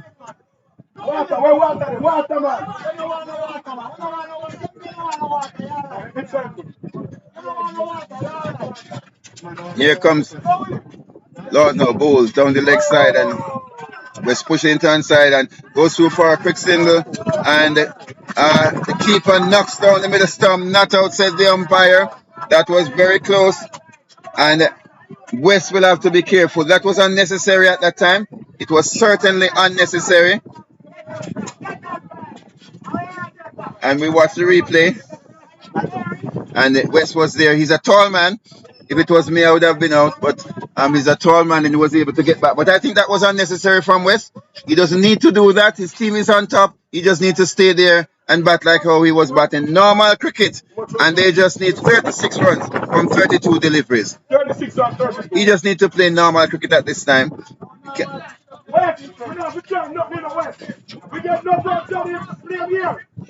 All he needs to play is normal cricket. 36 runs in 32 deliveries. 145 for 2.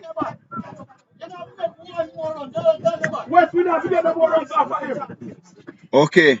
Oh, I see they're trying to find the bail. And we can use the camera to see where it went.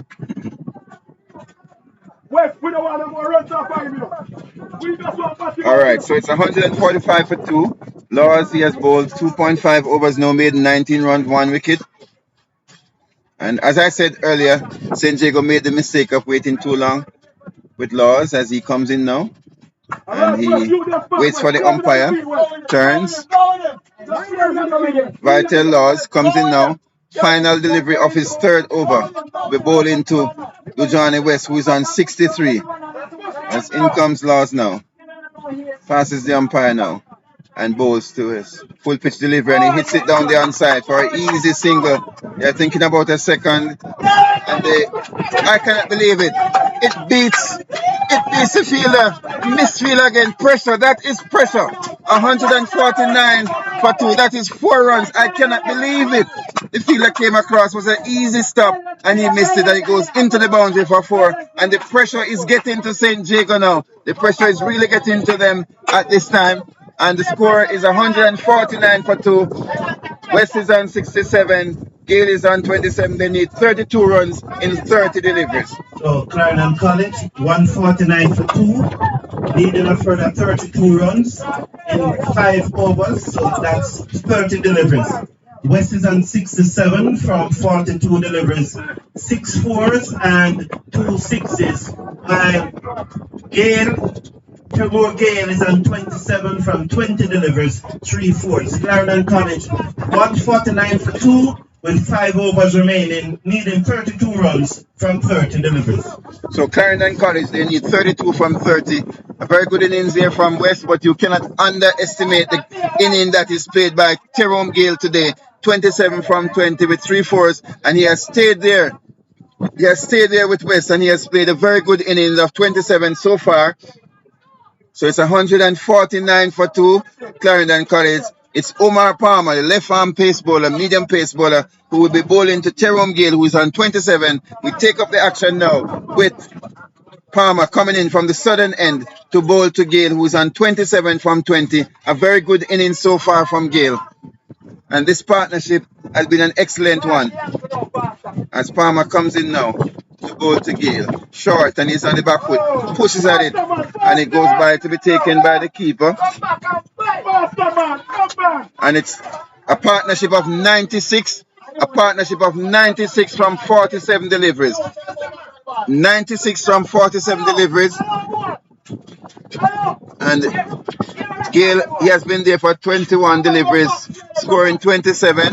As here is Palmer now. Comes in to bowl to Gale. Passes the umpire now, bowls short, and Gale is on the front foot, puts it on the outside, goes for a kick out in a single, and the fielder tries at the stump, misses it, and overturn they get one and they get two easily. What should have been no run, they got 2 runs right. Pressure on St. Jago, and the score goes up to 151 for 2, and Gale moves on to 29 from 22 deliveries, and Clarendon College requires 30 from 28 deliveries.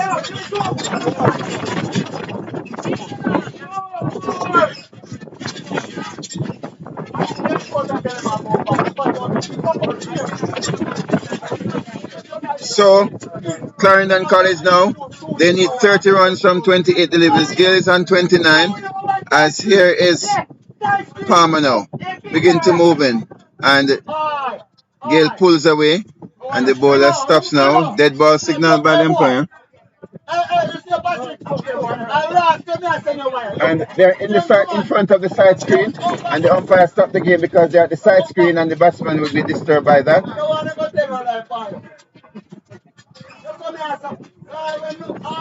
As Palmer begins to move in now to bowl to Gale. Gale, who is called Pastor. Let's see if he'll baptize the bowler. He comes in and he pushes in the outside, and it's well fielded there. There's no run.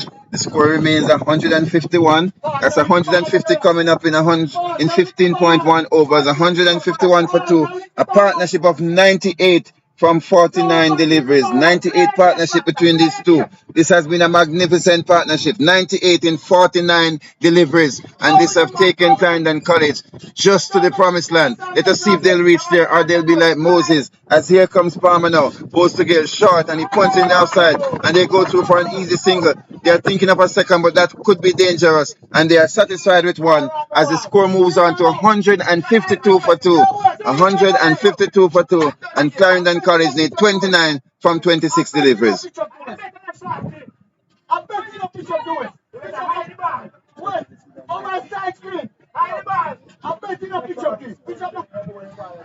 I did tell earlier that West was scratching at the beginning of his inning, so I know that today would have been his day. So it is 152 for 2. Clarendon College, they need 29 runs from 26 deliveries as Palmer gets ready now. Left arm, medium pace bowler, begins to move in, past the umpire bowls. Good delivery, and there's a loud appeal, and he's caught behind. He's out. Dushani West is caught behind of the bowling of Palmer, caught behind by the wicket keeper, and that's the end of West. 67 from 42. He has played a magnificent inning, 6 fours and 2 sixes, and the score is now 152 for 3. Clarendon College still require 29 runs in 25 deliveries. Is it game on here at Manchester High School? Cricket, the game of glorious uncertainties. But I think that West should have taken it to the end, but he has done extremely well and must be commended for a very good innings. Well done. So 152 for 3, and West well played innings, and Cavell Bailey is now going out to face the music, and these two should put it to the end, but we just have to wait and see, because cricket is the game of glorious uncertainty, and every time you think it's over, cricket never finishes like this. It always gives you something and something extra. So it's 152 for 3 in response to 180 for 4. Clarendon College need 29 runs in 25 deliveries.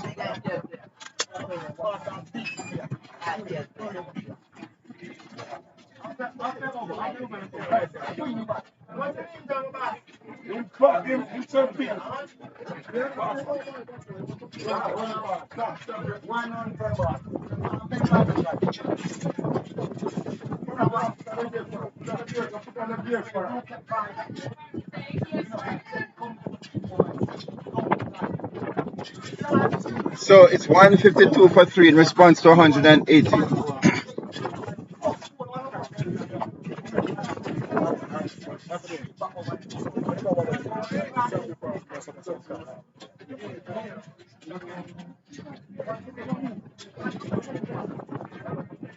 So Palmer getting his first wicket, second wicket. Oh, let me see. Palmer, he has bowled 2.5 over no maiden, 29 runs, 2 wickets. That's Omar Palmer. Gets ready now. Left arm, medium pace bowler. Final delivery of his third over. Moves in now to bowl to Cavell Bailey, and he aborts his run. That's a dead ball and heightens the tension further here at Manchester High School as Palmer is creating that atmosphere to make the batsman nervous as he run up and change his mind just to keep the batsman waiting a little bit longer. But Jerome Gale is still there. He's on 30. West was just out. So the score is Clarendon College 152 for 3 as in comes Palmer now. Bowls to Bailey. And my goodness me, hits it down towards backward square in the air. The fielder comes around. That should have been an easy stop. He goes into the boundary, 4 runs. And my goodness me, this seems like the writing on the wall. And I cannot believe it. St. Jago, who started well in the field, have now gone to shutters, and they now need 25 runs from 24 deliveries. Clarendon College, 156 for 3 at the end of over number 16. 25 required in 24 deliveries.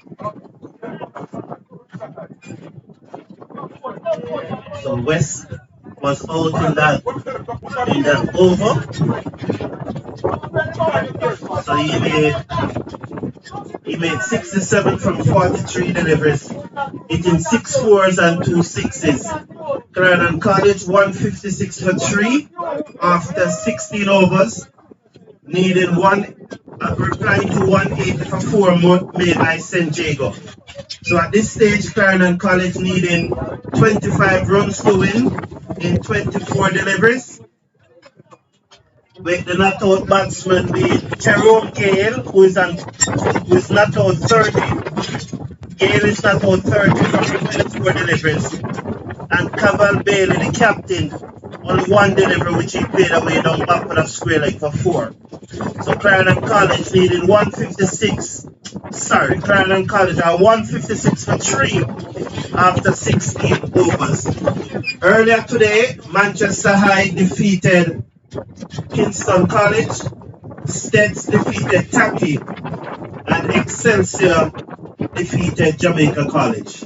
So those are the results from earlier today. Ladies and gentlemen, the script could never have been better. Indeed, this is a very interesting game. And the question is, St. Jago, that misfield, was it the final nail in the coffin? We have to wait and see.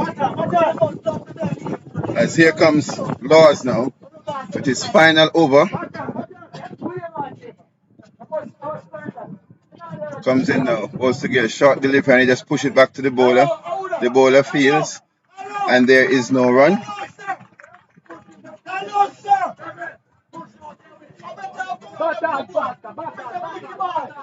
Actually, it is Thomas who is bowling. And he bowls and the batsman is pushing the outside. They go through for a very quick single and they get it quite easily. So the score goes up to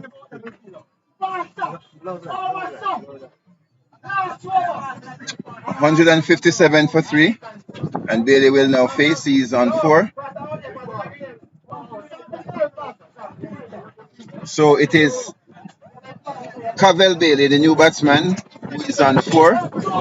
Waits now as Thomas comes in to bowl to him and he pulls away, dead ball signaled by the umpire.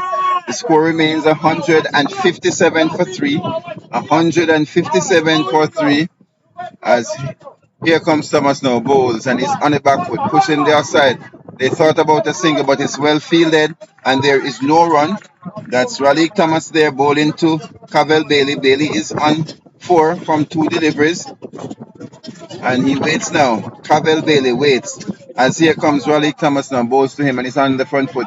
Flicks it into the outside. They take 1. They're thinking of a second and they'll get it quite easily as they race through. And it's 2 runs. Takes the score onto 159. They need 22 from 20. And this is game on here. As Clarendon College, they have really rallied and batted extremely well. Thanks to Johnny West, who is now gone. And well played by Jerome Gale so far. He has played a magnificent innings too.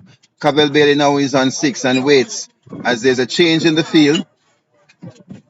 St. Jago still have not given up. And they need 22 runs, that is Clarendon College, to win from 20 deliveries. And the only way they can lose this match, they have to be bowled out. And that's not going to happen so easily because they have 7 wickets in hand. It's 22 runs required. In he come now, bowls, short delivery, and batsman swings at it. It's going towards fine leg, going towards the boundary, goes into the boundary now. 4 runs, and that's 4 welcome runs for Clarendon College. 18 required from 19 now, and the runs is now less than the balls that are required. 163 for 3. 163 for 3. Clarendon College need 18 runs from 19 deliveries. They are 163 for 3. Cavell Bailey is on 10 from 4. Jerome Gill 31 from 26 as here comes Thomas with his final delivery. Goes to Bailey short and he hits it to the side. Straight to the field and misfields. They take one. You're thinking of a second. And the 2 batsmen are almost at the same end. I am not sure why they didn't take 2 there, but it's 1 run and the score goes up to 164 for 3. At the end of the over, 3 overs left and they need 17 runs. 164 for 3 at the end of 17 overs. 17 required from 18 deliveries.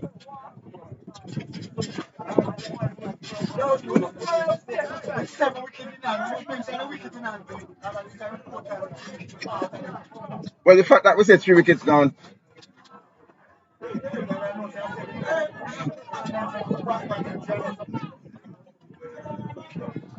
Why do you think you know such a wicket now?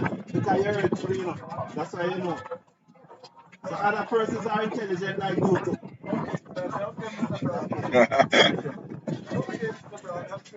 Even Mr. Knight knows that.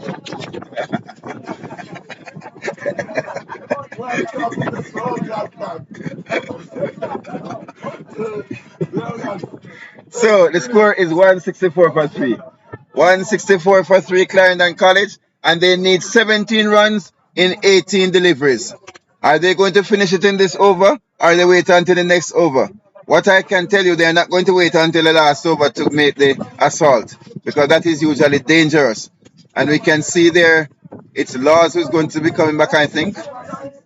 There's a lot of discussion going on. And no, it's not Laws going to bowl. There's a lot of discussion going on. It seems like it's Palmer who's going to continue. Palmer is going to bowl his final over. I think they are saving Laws for when the game is over. They really did not use Laws well today at all. He bowled 1 over, 1 for 6, and they took him off. And that's the time they should have put on the pressure. And now it is Palmer who is coming in to bowl to Bailey. Palmer now comes in, bowls to Bailey. Short delivery, hits it in the air. The fielder is coming around. And it bounces before the fielder. They take 1, they take 2. And it's misfield, and they're thinking about the 3rd. The 2.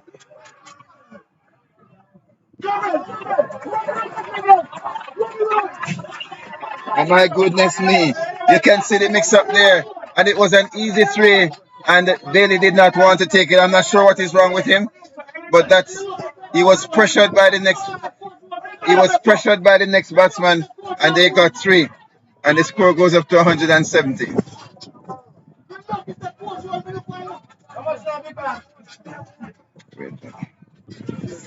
14 runs required.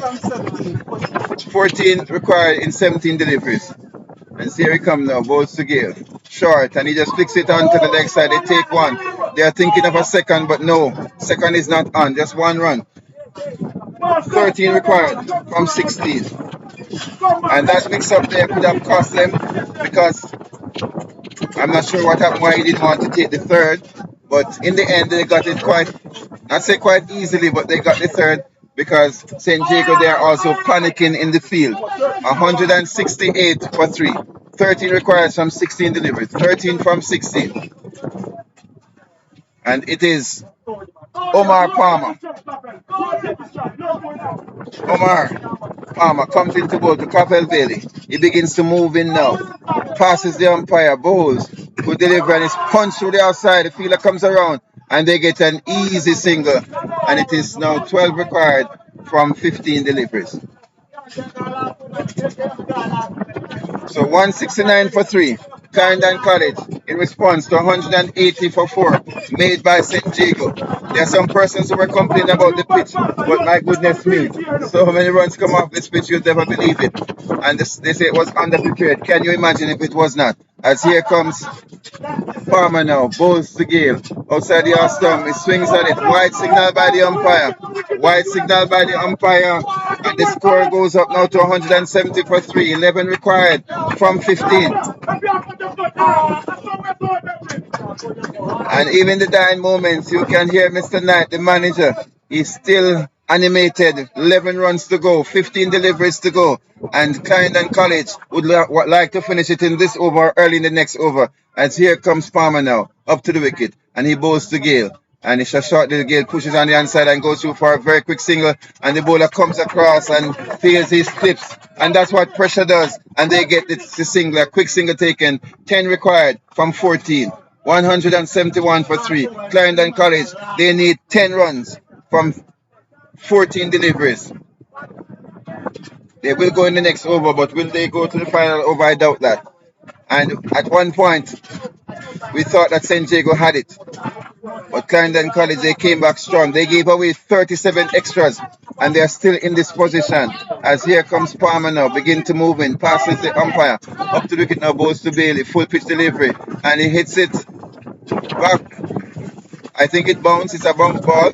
Some person, what we call a spectator's catch, and it was well fielded by the bowler, and the score remains 171 for 3, and they require 10 runs. 10 runs required from 13 deliveries. 10 required from 13 deliveries. Clarendon College. As here comes Palmer now. Begin to move in.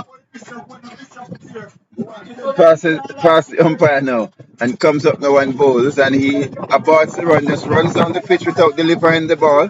And there is a dead ball signaled by umpire Hall. The score remains 171 for 3, and I can see that Palmer is trying to increase the tension and to put pressure on Bailey, and that is why he did not deliver that delivery. Bailey is on 15 from 8. Gale is on 33 from 28. And what a wonderful innings Bailey has played since coming in. 15 from 8 delivers with 2 fours. As here comes Palmer now, begin to move in, passes the umpire, goes to Bailey, and Bailey hits it towards the wicket, goes towards the boundary. The fielder comes around, they take one, they go for a second, goes into the boundary now, and it's 4 runs. That's a lovely shot there. That's a lovely shot by Bailey. And there's no required, 6 required for the last 2 overs, 6 required in 12 deliveries. That was a very good shot. Clarendon College to 175 for 3. And with 2 overs remaining, requiring 6 runs from 12 deliveries. And if I was 75 for 3. And if I was a betting man, I would have won Mr. Brown earlier today. But it's 175 for 3. Clarendon College, they need 6 runs in 12 deliveries. So the required rate is now 3 per over. The current rate, 9.72. This has been an excellent performance by Clarendon College. Words cannot describe the kind of game we had here today. And I think that those persons who are here, you should pay to come in. It has been an excellent match here at Manchester High School as we welcome Mr. Robinson umpire. So 180 for 4 in 20 overs, and we thought St. Jago had a very good score. But Clarendon College, they came back with a magnificent innings that was done by Dujani West. And at the present, Clarendon College, 175 for 3. They need 6 runs in 12 deliveries. And I believe that Law is going to come and bowl more, but it's too little too late for St. Jago. They did not use their ace spinner, Laws, the correct way. He bowled 1 over for and took 1 for 6, and they took him off and took the pressure off Clarendon, and they brought him back when it was too late, when West was in his aki. And he come now, bowls, and he pushed forward, and they go through for a very quick single, and it's easily taken, and the score goes up to 176. Clarendon College needs 5 from 11. And I will say it again, and the Clarendon College, the players are getting ready to run onto the field. As the Clarendon College, their players are jubilant. As here comes Laws now. He'll be bowling to Cavell Bailey. Laws now comes in to bowl to Bailey, and he comes, bowl, full pitch delivery, and he drives it in. That's a fielder misfield. They take 1, they turn for the second, and they get 2 quite easily, and they need 3 runs from 10 deliveries. 3 required from 10 deliveries now. This year, I started 3 required from 10 deliveries.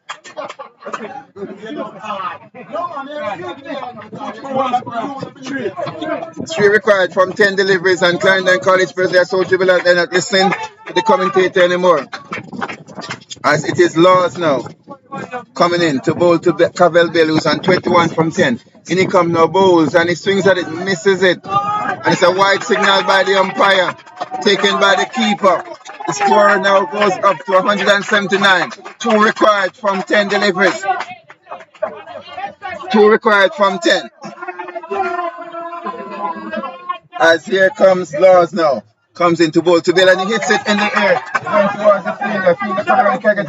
He goes into the boundary just about now. It's the end of the match. Clarendon College, they have won by 7 wickets here at Manchester High School. A magnificent performance by Clarendon College, and they are jubilant. All the players from Clarendon are out on the field, and St. Jago, they are dejected. We thought it was a good score, 180 for 4. But congratulations to Clarendon College. They have won this match by 7 wickets. Well played, Clarendon College. At one point you were written off, but we just want to quickly give you the score. So it was St. Jago, 180 for 4 from 20 overs, and Clarendon College in response, 183 for 3. Dan J. Lawman, he was bowled by Laws for 16 from 9 deliveries. Taekwon Roberts, caught by Thomas of the bowling of Omar Palmer for 19 from 23 deliveries. The Johnny West, the man of the match, caught by Price of the bowling of Palmer for 67 from 43 deliveries. Jerome Gale, not out, 34. Cavell Bailey, not out, 25. There were 22 extras, 15 wides, 4 no balls, 3 leg byes. Clarendon College, 183 for 3 in response to 180 made by St. Jago. So Clarendon College, they have won by 7 wickets. Congratulations to Clarendon College, and well tried, St. Jago. And the men from Clarendon, they are very happy. Congratulations, Clarendon College. And it's over to you at the Cricket Forum. Thank you very much for joining us here at Manchester High School. I hope you enjoyed the commentary as much as we enjoyed bringing it to you. Congratulations again to ISSA. This is T20 Cricket Super 8 here at Manchester High School. And we now return you to Cricket Forum. Thank you for having me.